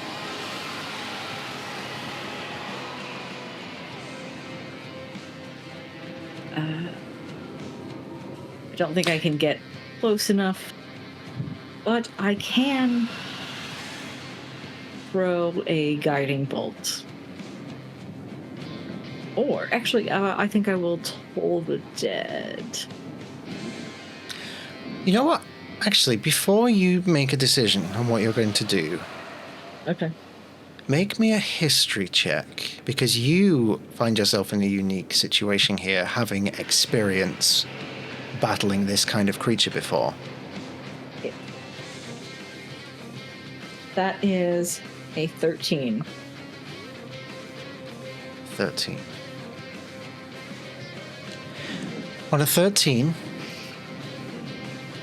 you would recall that radiant-based attacks definitely hurt rock creatures more. Okay. And there was something else that was even more effective. With a 13, it just escapes your thoughts. It's like it's on the tip of your tongue. I think I will still go. I think I will go for the guiding bolt, so that I can give advantage to whoever's next in the initiative. All right. Cool. Go ahead and roll. Okay, and that is going to be 21 to hit. Meets it, beats it. Whew. Oh wait, I need a bunch of dice for this.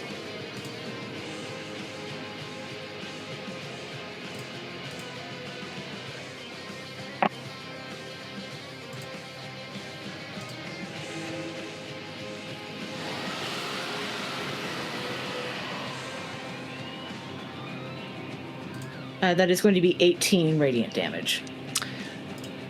18. All right. Quick maths. So 36 points of radiant damage. What does Aegis's guiding bolt look like as it hits this creature? I think rather than striking from the sky, it's essentially this pillar of like white light that just strikes up from the ground. Amazing. And just kind of leaves this ethereal glow around it. It does, and where the ethereal glow is, you now see exposed bone. The rot, the flesh, whatever it was, the scales that was underneath has almost peeled away, like it's trying to get away from the radiant energy for the next 6 seconds or so, mayhaps. And Spirit Guardians is still going, and probably will be for the next 10 minutes. All right. If we last that long. Bridget, you look like you wish to... It just occurred to me that it hit me, so it needs to take 5 additional cold damage because of Armor of Agathis. Okay, good to know. Thank you. All right. Frike, how do you want to... No, wait, no. I'm joking. Of course. All right. Anything else, Aegis? That will be me done. All right. Connell, we're going to see. It is lit up. It is your turn. And your first attack has advantage. Connell, after getting struck by the lightning bolt, he's going to cough out like the smoke and the sparks. He's going to look at the dragon and say, I've been hit harder than that, you son of a bitch. As he's going to put his hammer in his 2 hands, gearing up for a great weapon master attack. He's going to intend to use the full movement of the cloud to build up the momentum and try and dislocate one of its wings upon swinging past. Right, so this is advantage. Mm-hmm. Okay. Come on, Pat. Oh. Right. So I rolled a 16 on 1 dice. That's going to be an 11 plus 9. So that's 20. I believe 20 doesn't hit. 20 does not hit. 20 does not hit. So swing and a miss.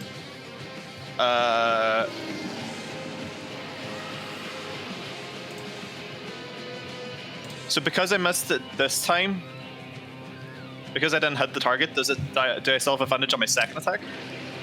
I believe... I'm sure Aegis can clarify this, but I'm pretty sure, if I recall, it is the next attack that hits it.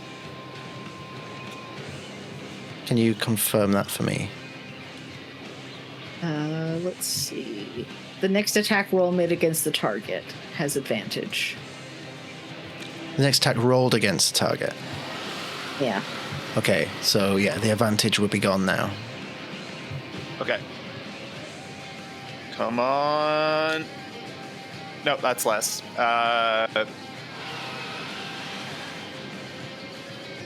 Yeah, so 2 attacks. I guess Connell going that fast, like trying to go past the wing. He goes for a swing, but I guess he just like grazes past it and just like keeps going. He mistimed it. But anticipating any other hit, he's going to activate his Hill Rune to bolster his defenses as his bonus action. All right. That brings us back to Mr. Timey. Seeing Connell's ill luck, Mr. Timey is going to get within 60 feet of Connell and cast Shield of Faith on him. So your AC increases by 2, but using my cleric feature, you also can use your reaction to make an attack, if you wish. Oh. Okay. As you feel this magic come over you, there's like the slight inkling that time is somehow slowing, and after your 2 strikes that miss, you feel like you're able to suddenly just get another one in, if you want to. You want to get another one in? Access. Can I use this?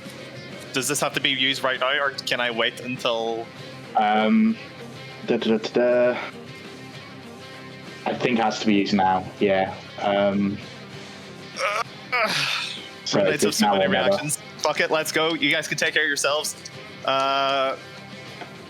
No, wasted it. Good play, though. Very good play. Shield of Faith will still be useful. That plus 2 Yeah. AC. What's your AC now, Connell?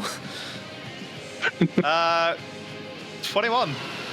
Oh, snap. Not quite Blade Singer level, but Not quite. Creature's like, same. and then with my action, I think Mr. Timey is going to hold his hand up, and one of his fingers opens up, and a small lighter clicks, and he just flicks his fingers and casts Firebolt towards the creature. Nice.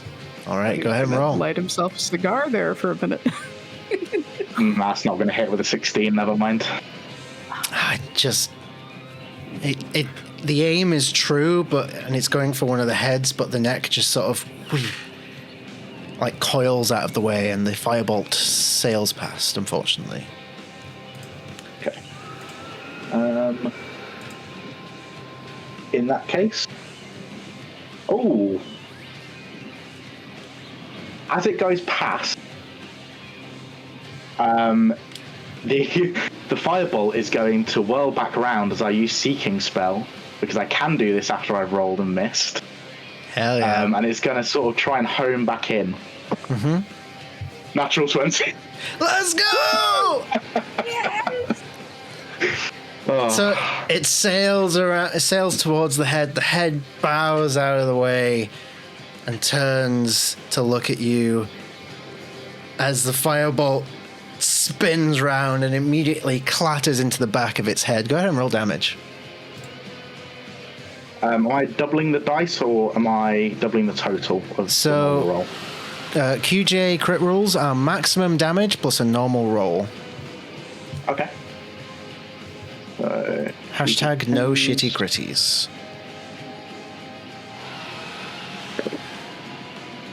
So that's 11 damage on top of 20, so 31. 31 points of fire damage. Nice. Okay. Amazing. Does that finish your turn? And yep, that is it. All right. Frank, we are back to you. Okay. How tall is this thing approximately from the ground up?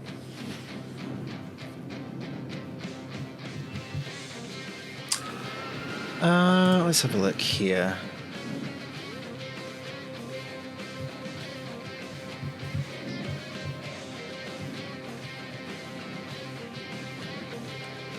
I'm gonna say if you were to go to the height of its head on the end of its long neck, about 90 feet, near 100.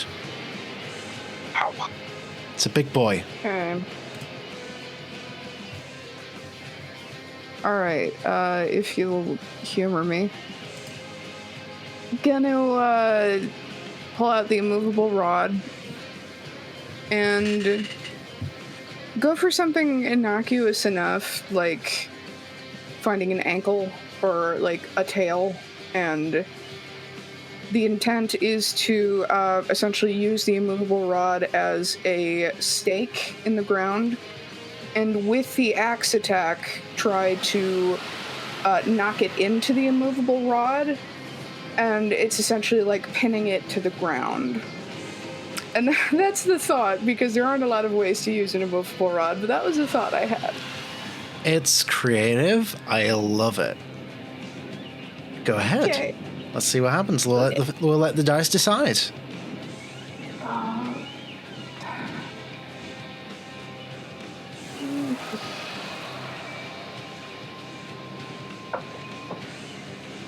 My goodness. Oh my goodness, oh my god. I think that would be a 23 to hit. 23 definitely hits. Okay, and I would like to spend a key point to make this thing do a Constitution saving throw. DC 14, if it fails, it is stunned with Stunning Strike, and I think that would kind of tie into the immovable rod thingamajig.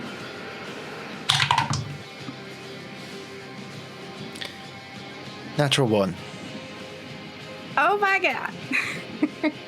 So, to describe this a bit, drives the immovable rod into the ground, activates it. The intent is to knock the foot into the stake, and I imagine it like pierces through. It's partly like creature's probably massive, so it's not like sticking out, but it's like getting your foot caught on a nail.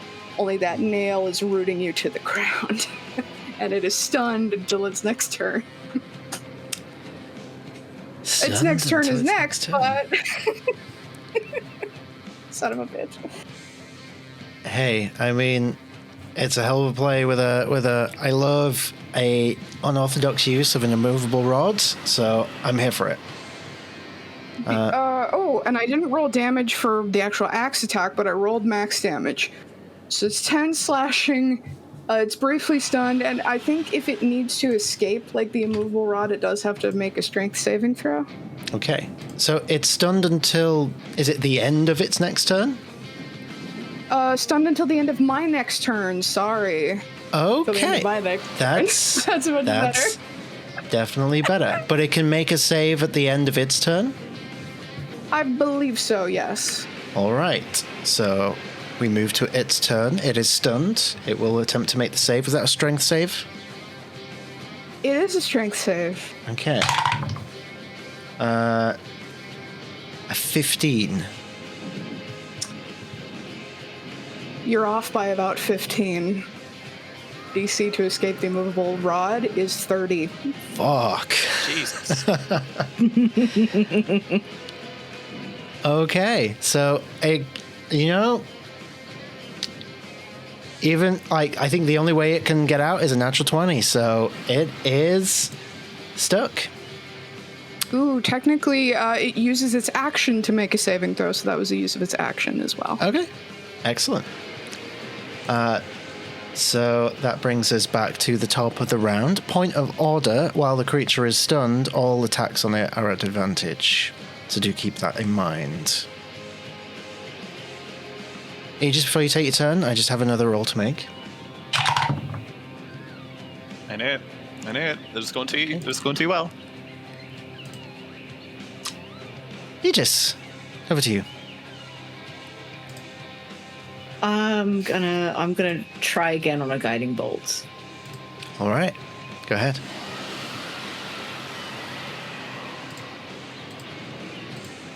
But I'm also going to step up to put this rot dragon within 15 feet. Okay. Bring it into my aura. I need a wisdom saving throw of 17. Wisdom save of 17. That is a 22. It's still going to take half damage. And that's radiant, right? It is radiant. So it's technically full damage. Let me find my d8s.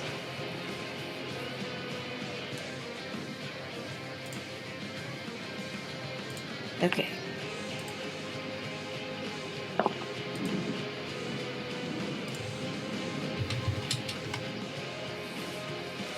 Uh, 13 total radiant damage. 13 radiant damage. Amazing. And then on top of that, we're going to throw a bunch of d6s. Mm-hmm. Because that wasn't even an action. Let's go. The roll to hit for the guiding bolt was 15 plus 9. Yeah, definitely hits. Ooh, love them numbers. 19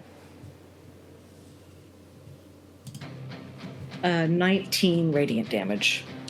19. Is that what you rolled? Yes. Okay, so 19 doubles to 38. Okay. So that is...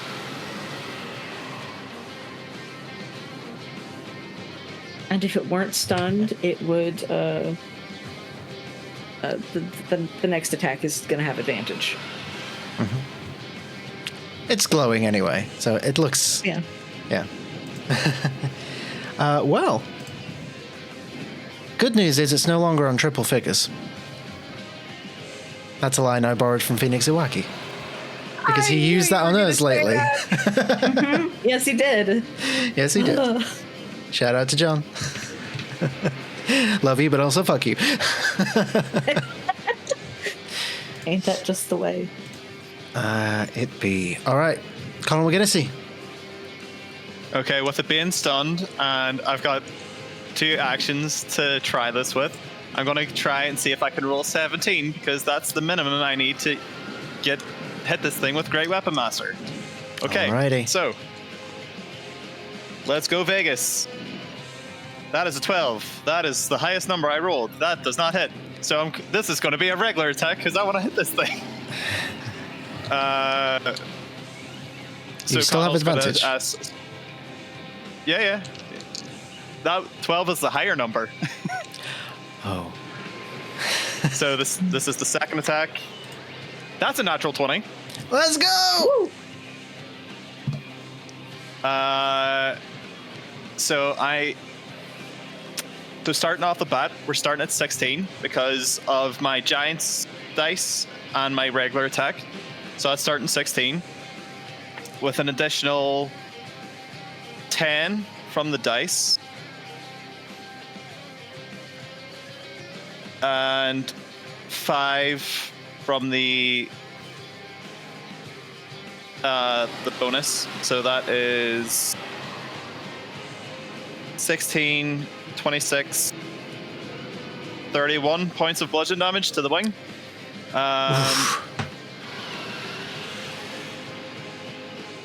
And for extra juice, he's going to pump his fire rune to make the fiery shackles come out. Got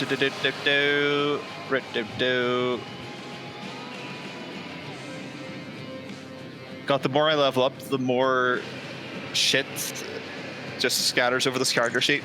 So that's an additional 7 points of fire damage it takes. Also, it gets restrained because I believe a stun target can't make strength saving throws. Mm-hmm.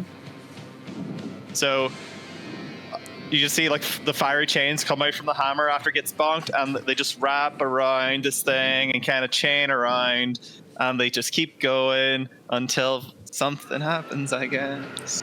And as they Shackled. do, you see coiling tethers of rot curl up the chains towards you. I need a Constitution saving throw. This is very much, for anyone who's seen the opening scenes of Princess Mononoke, as the boar god infected with the rot, which is actually what a lot of the Demethran rot is based off, pulls out in a tentacleness. 23. 23. You manage to escape the rot once more. I like to believe like Connell just like puts extra like juice into like the chains, and they just like sear off like the rot as they're coming up the chains. Nice. Love it. Love it.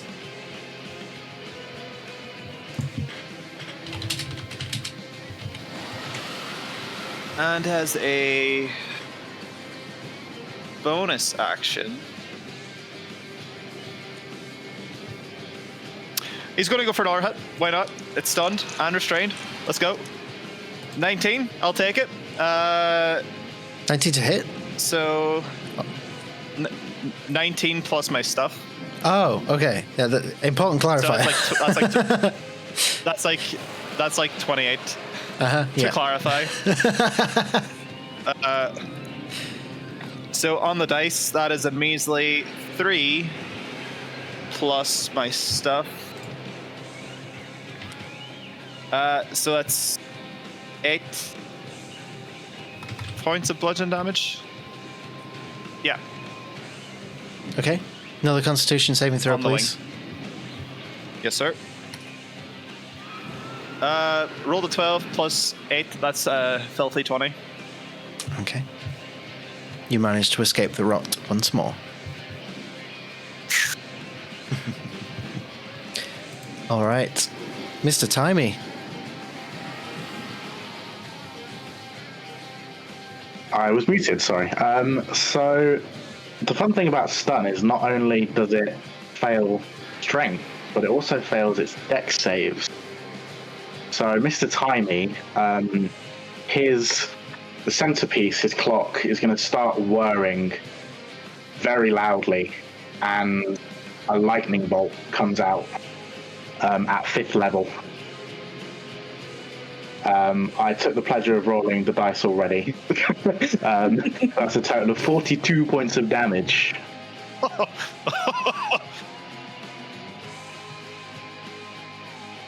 10d6, man. I've never rolled that many d6s in my life. That's beautiful. Mr. Timey. Tell us how this goes down. Describe what this looks like, this Kamehameha lightning bolt. So, almost unaware of what's exactly happening, Mr. Timey starts to look down at the clock in his chest. Starts to freak out a little bit. Sort of looks towards Connell with like a look of perplexion. Looks towards Aegis, like wondering what to do. Then looks towards Frike and the immovable rod that is keeping it in place, and faces this creature, and the beam just goes straight out and just goes straight into the main mass of this rock creature. And as it does,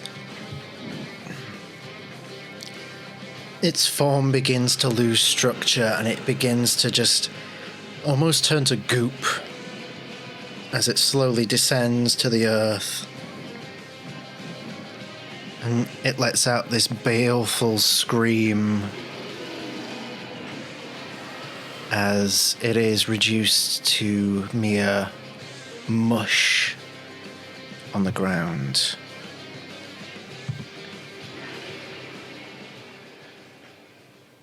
As a tense moment begins to pass over you, I just have one last roll to make.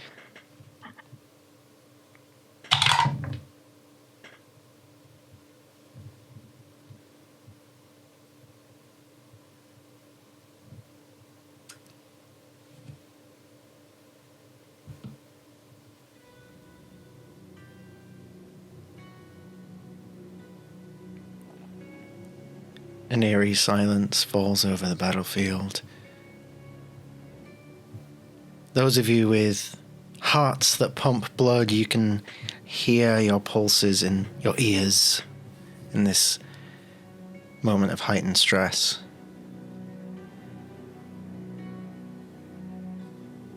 What would you like to do? Connell, is just going to shout down to everybody else. Assess the situation. Where's Brim? Have we got eyes on Brim? Just start shouting his name.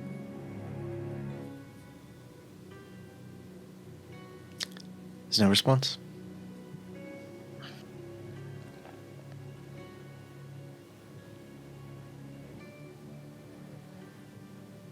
With a passive of 23, yeah, would I be able to see anything where Brim was?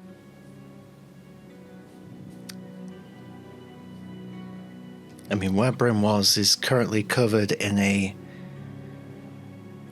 pile of slowly dissolving rot. Mr. Timey's going to wade into it to where he last saw Brim. Okay. You begin to wade through.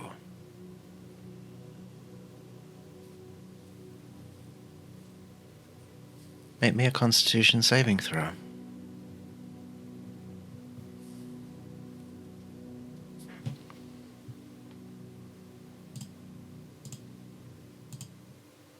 $15. A 15. Okay. You begin to wade through this goopy, rotten mess of rot and horror. It's thick, it's sludgy, it's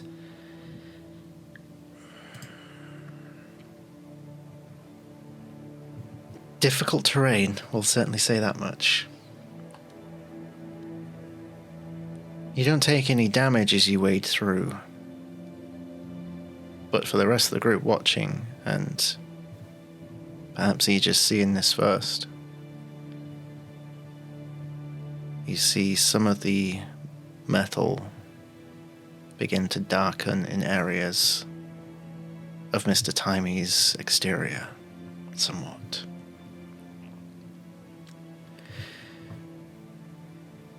I haven't said this phrase in a while. Mr. Timey, please make a note.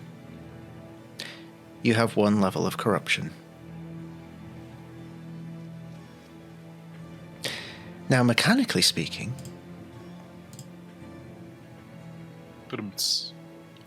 you now have 60 feet of dark vision. Oh.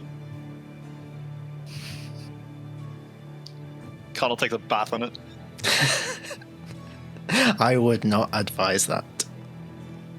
Jokes, guys, come on. But on you push, through the rot you go, trying to find Brim Smallboy. Wherever did he go? I might have an idea. Please? Now she's going to remember that she also has wings, so she's going to summon her wings and fly over the rot. See if she can get a better look without actually touching it. Okay. As you take flight, you hover over as Mr. Timey trudges through. Most of the rot at this point is dissolved back into the earth, except for a small pile which begins to fall away from a still, feathery form, prone on the floor. If she sees this, she's going to fly up and get as close as possible without letting any of it touch her, and just try and reach out a few fingers on his forehead to cast Spare the Dying. Okay.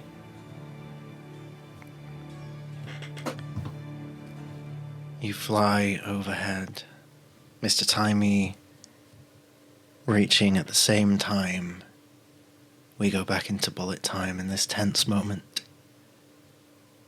as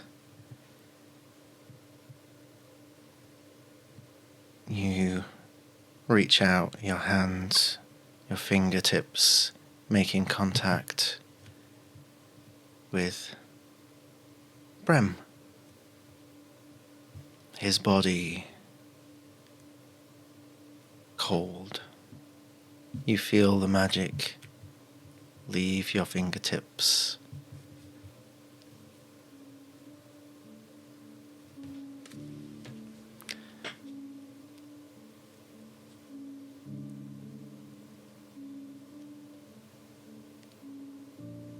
but it's difficult to spare someone from a fate that they've already met. As he failed all 3 of his death saves. The good news is, you did kill the creature before his 3rd, because had the creature have still been alive,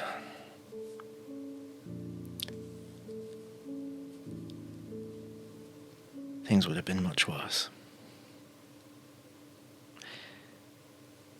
Because creatures of rot take on the forms of that they consume.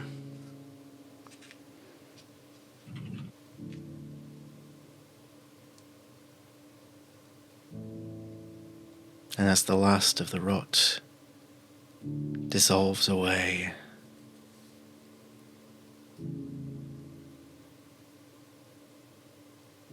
Brim's form remains still.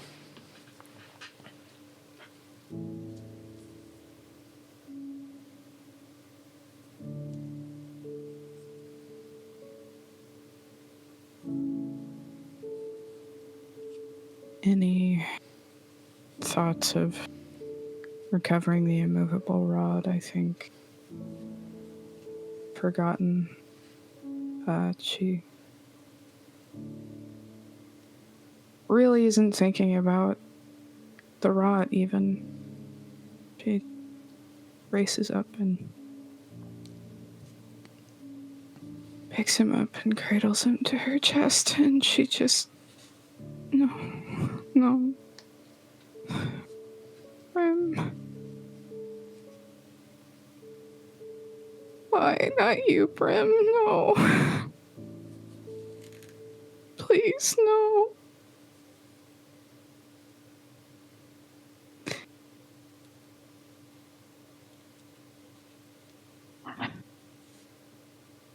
Connell flies down from the sky, and he says, "Oh, hey, good, you find him."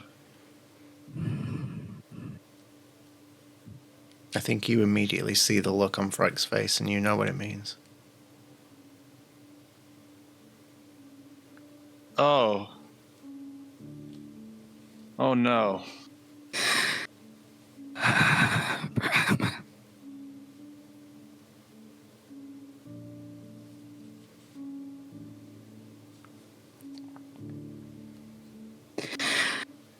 No, anyone but you, no.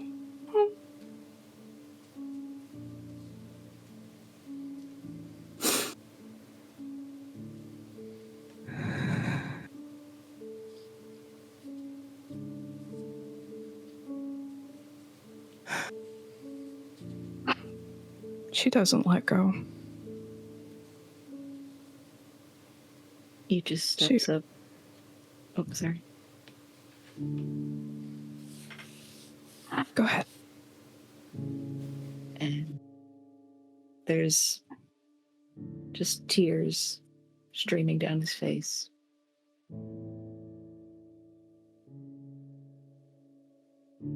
How would you like to honor him?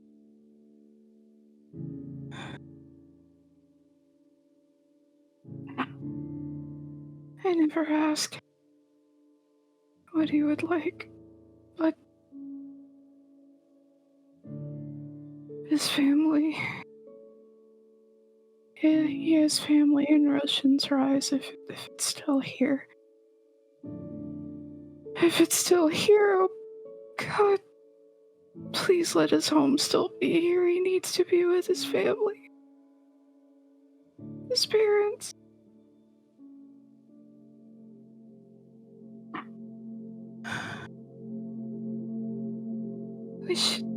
Roshan's Rise. I think that's what he would want.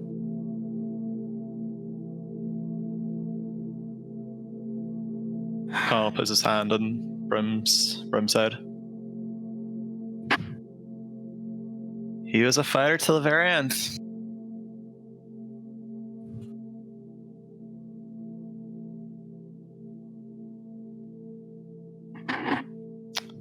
The bravest of us all. What happened? We lost track of him. I wasn't fast enough. I tried to get to him, but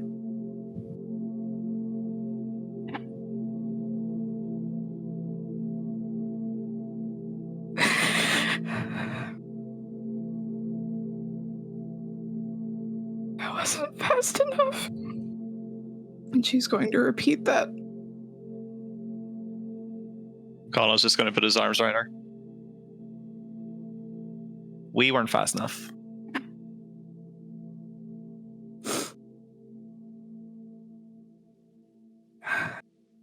You're not taking this burden by yourself.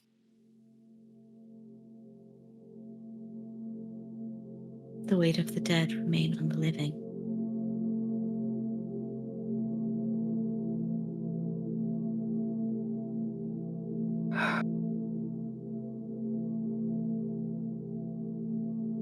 It's not fair.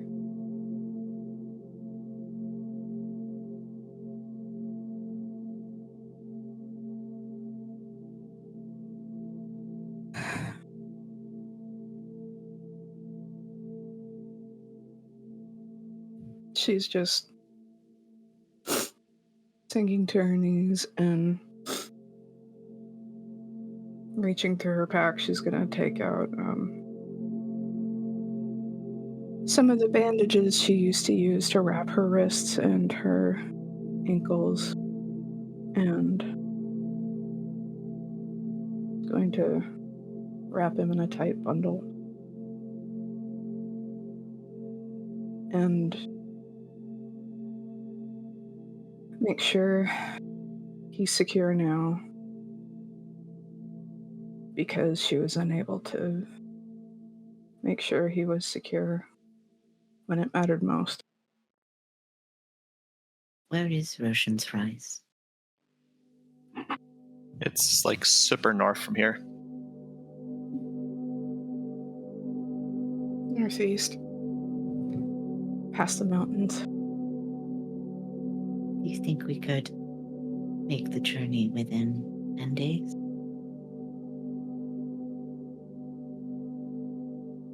I think so. Will you allow me? Preserve him for his rights, so he can be with his family. Yes.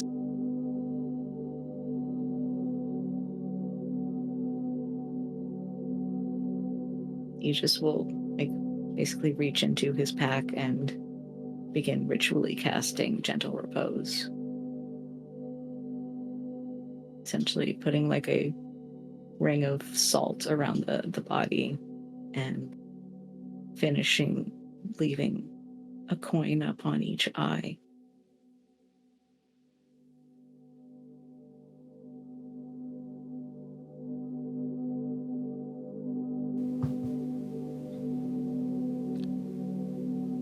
Mr. Timey, how do you take all of this in?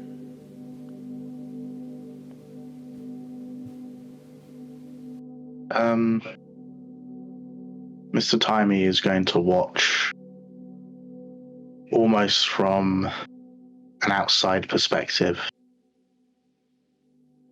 He's never had attachment. He's never suffered loss. He watches as the tears roll down Fryk's face, as for probably the first time he sees in Connell some emotion that isn't overly positive. And looking towards Aegis and his familiarity with this whole ordeal, there's an element of both fear and respect. And he takes out of his pack the Zundanag rabbit stew that he had saved that morning. And looks towards the group. Looks towards Connell.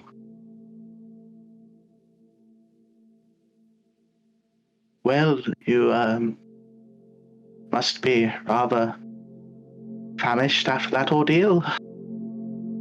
And I offer the stew to Connell, not really knowing how else to react in this moment.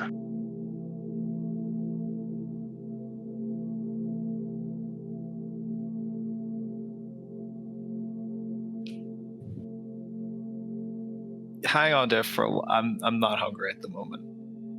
I appreciate the offer.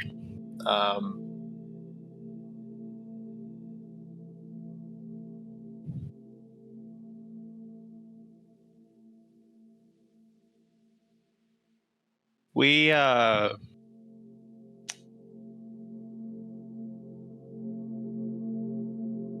should let the city know that whatever that was has been taken care of.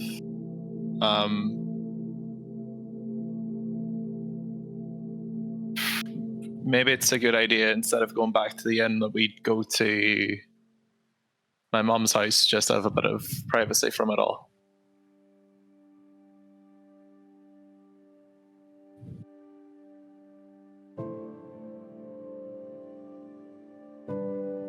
Sure. Okay.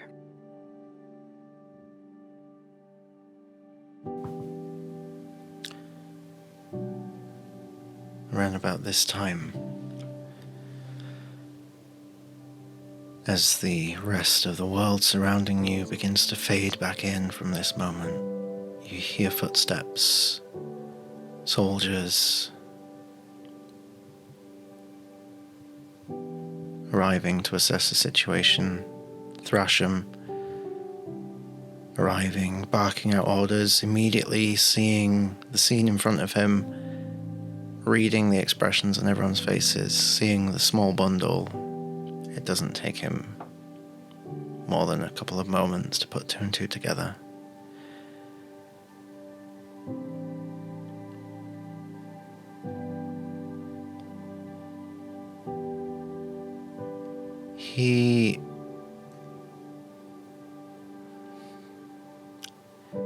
I'll say he makes sure that you have a clear route to wherever it is in the city that you are going. So if you're returning to the house, he will escort you silently, making sure there's no one within 60 feet of any of you, giving you the privacy that is required.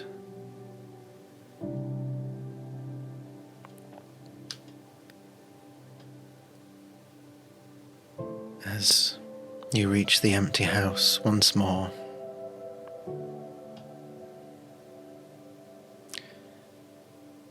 the last thing we'll see before we close tonight's session, the ring of candles that was made for the Wyld Ones. Now, Brim never had a candle, but it appears over the last 2 weeks he might have added one of his own, just to the side. And the last thing we see is a thin trail of smoke from the recently extinguished flame.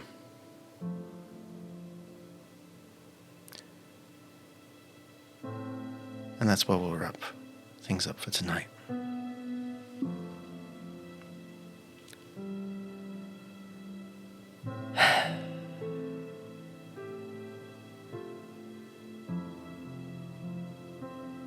Not how I expected today to go.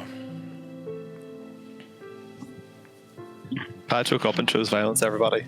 Unsubscribe from the channel. My dice chose violence. Okay.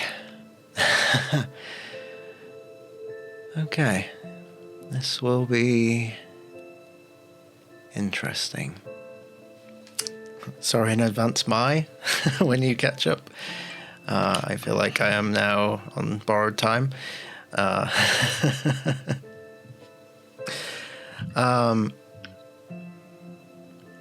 did have like post-credit scenes and things planned for tonight. It just doesn't feel like a good time to do anything like that, so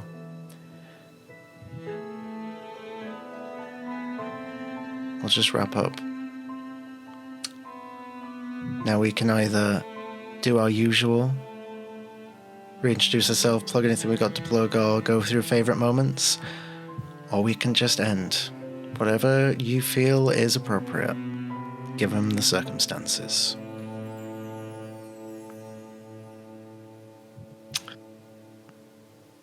What if we do favorite Brim moments? That's what I was going to say. Sharing a brain cell. Well, we can certainly do that if you wish.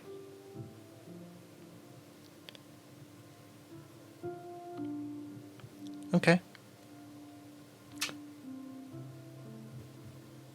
So, favorite Brim small boy moment.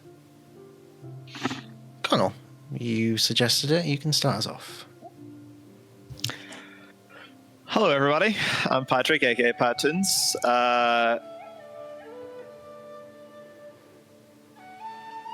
Sometimes I draw art, but this Monday afternoon I play Conor McGuinness, Earth Genasi Runai Fighter. To recently plug something, both parts of the Zelda one-shot has finally come out. They're available on the Rhódania YouTube channel. Today's Monday, tomorrow's Tuesday.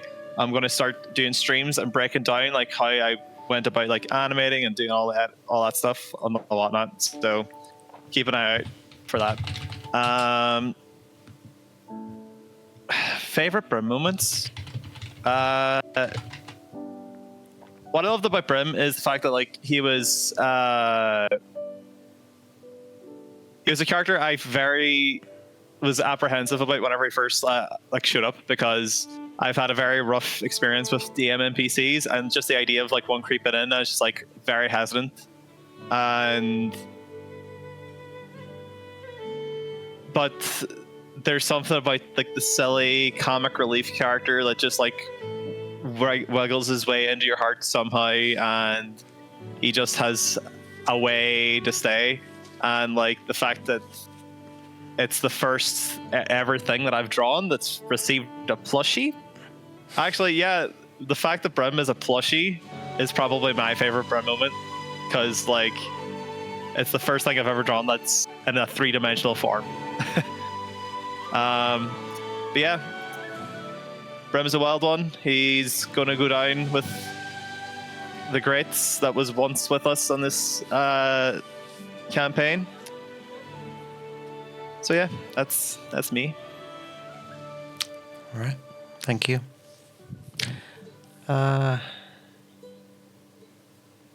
Mr. Timey, let's go to you next.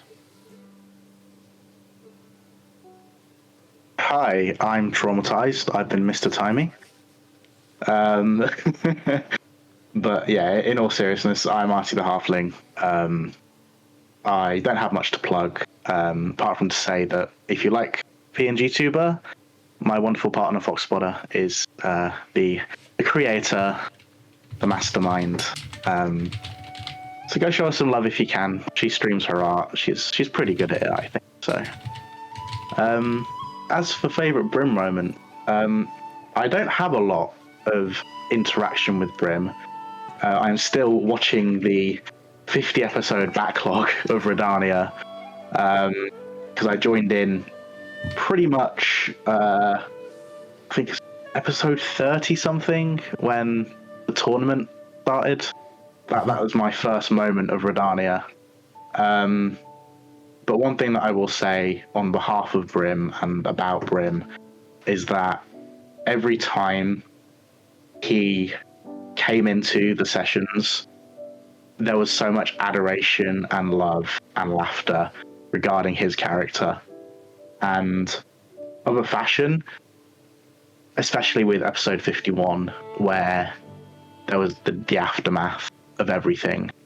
And even with the annoyance of losing, he was a ray of positivity through it.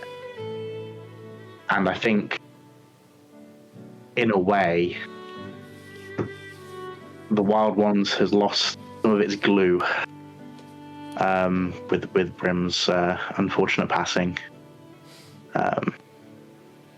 And I think Mr. Timey will take one thing away from this, and that's in the fight where he first was alongside Brim, and Brim turned around and said, "I don't know who you are, but do something." I think Mr. Timey's going to do something. So that's all I can say. Amazing. Thank you. Aegis. Hi, I'm Aelin. I've been playing Aegis, and you can find me here on Mondays and also Wednesdays for the Wildmount Chronicles, and every other Friday for Chesapeake's Tyranny on QuestJunkiesUK. And I think my top tier favorite moment was anytime Brim just suddenly swore, because it just always took me so off guard. Hadn't just never failed to make me laugh, but really, he was very much what felt like the heart of the party, just keeping everyone anchored in reality. And I was lucky enough to get to play in a Brim-centric one-shot in Roshan's Run, and that was really awesome.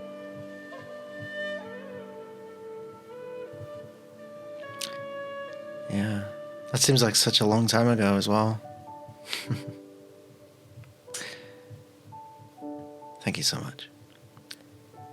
And last but certainly not least, by any measure, Brim's hero nonetheless. Frank. Hi guys.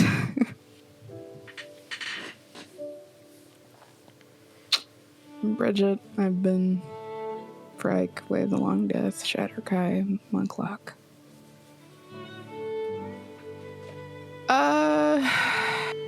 You can find me here Monday nights. We're off for a while on Friday nights, but we just recently wrapped up our Sunday night project. And, I wrote this little 5-sentence ad for Cybervamp, so 5 champions band together to stop an ancient vampire apocalypse in the most technologically advanced setting of them all, Night City. But in order to rise to the occasion, they'll need to go analog. 2 Brujas, a caitiff, and a familiar Malkavian and Ventra duo take on the Ancient Ones, harnessing forces beyond all comprehension to deliver untold devastation.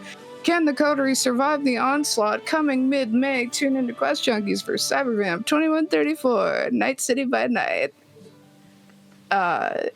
And you can find that happening mid-May, and in a month's time we'll be doing Avernus, Descent into Avernus, so there's that. When I'm not on Quest Junkies, you can find me every other Friday night for Candlekeep Mysteries over on QuestJunkiesUK. And when I'm not on stream, you can find me behind the scenes recapping, lore keeping, fanfic, and all that good stuff.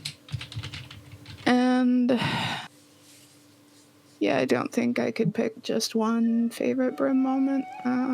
There's a few. One of them got turned into art. Brim got turned into a plushie. I don't know if we ever had the moment when Fright carved him another croc out of wood so that he could have 2 shoes, because I remember hearing somewhere that he wanted to be a dancer. And she wanted to help him make that dream come true, so carving him another shoe out of wood and sending it to him via the post, if I recall. That, among countless others.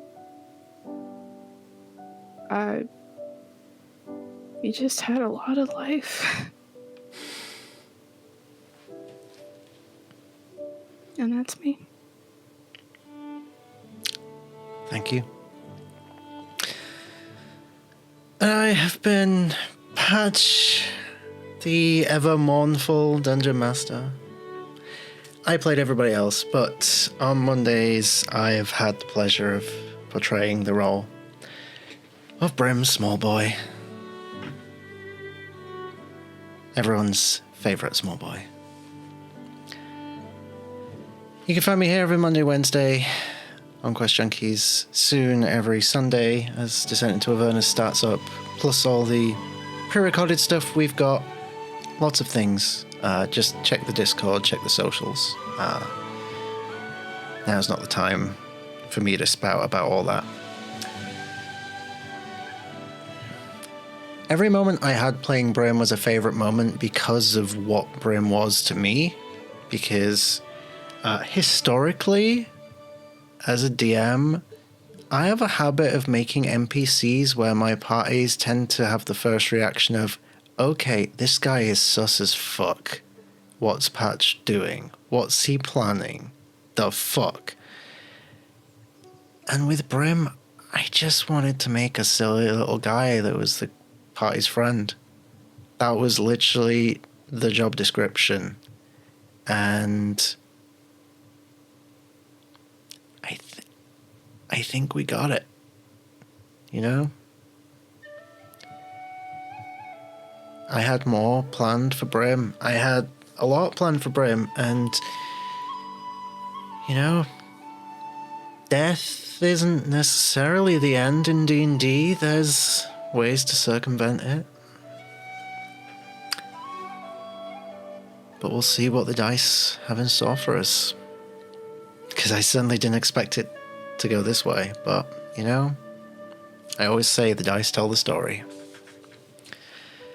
So we'll see what they tell next week when we come back.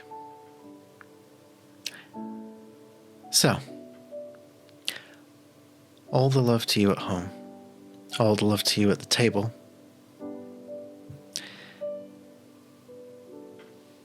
And if there's anything else left to say, my dear friends, is it Monday yet? Till next time. Goodbye, everyone. Until next time, I'm off to die. God fucking damn it.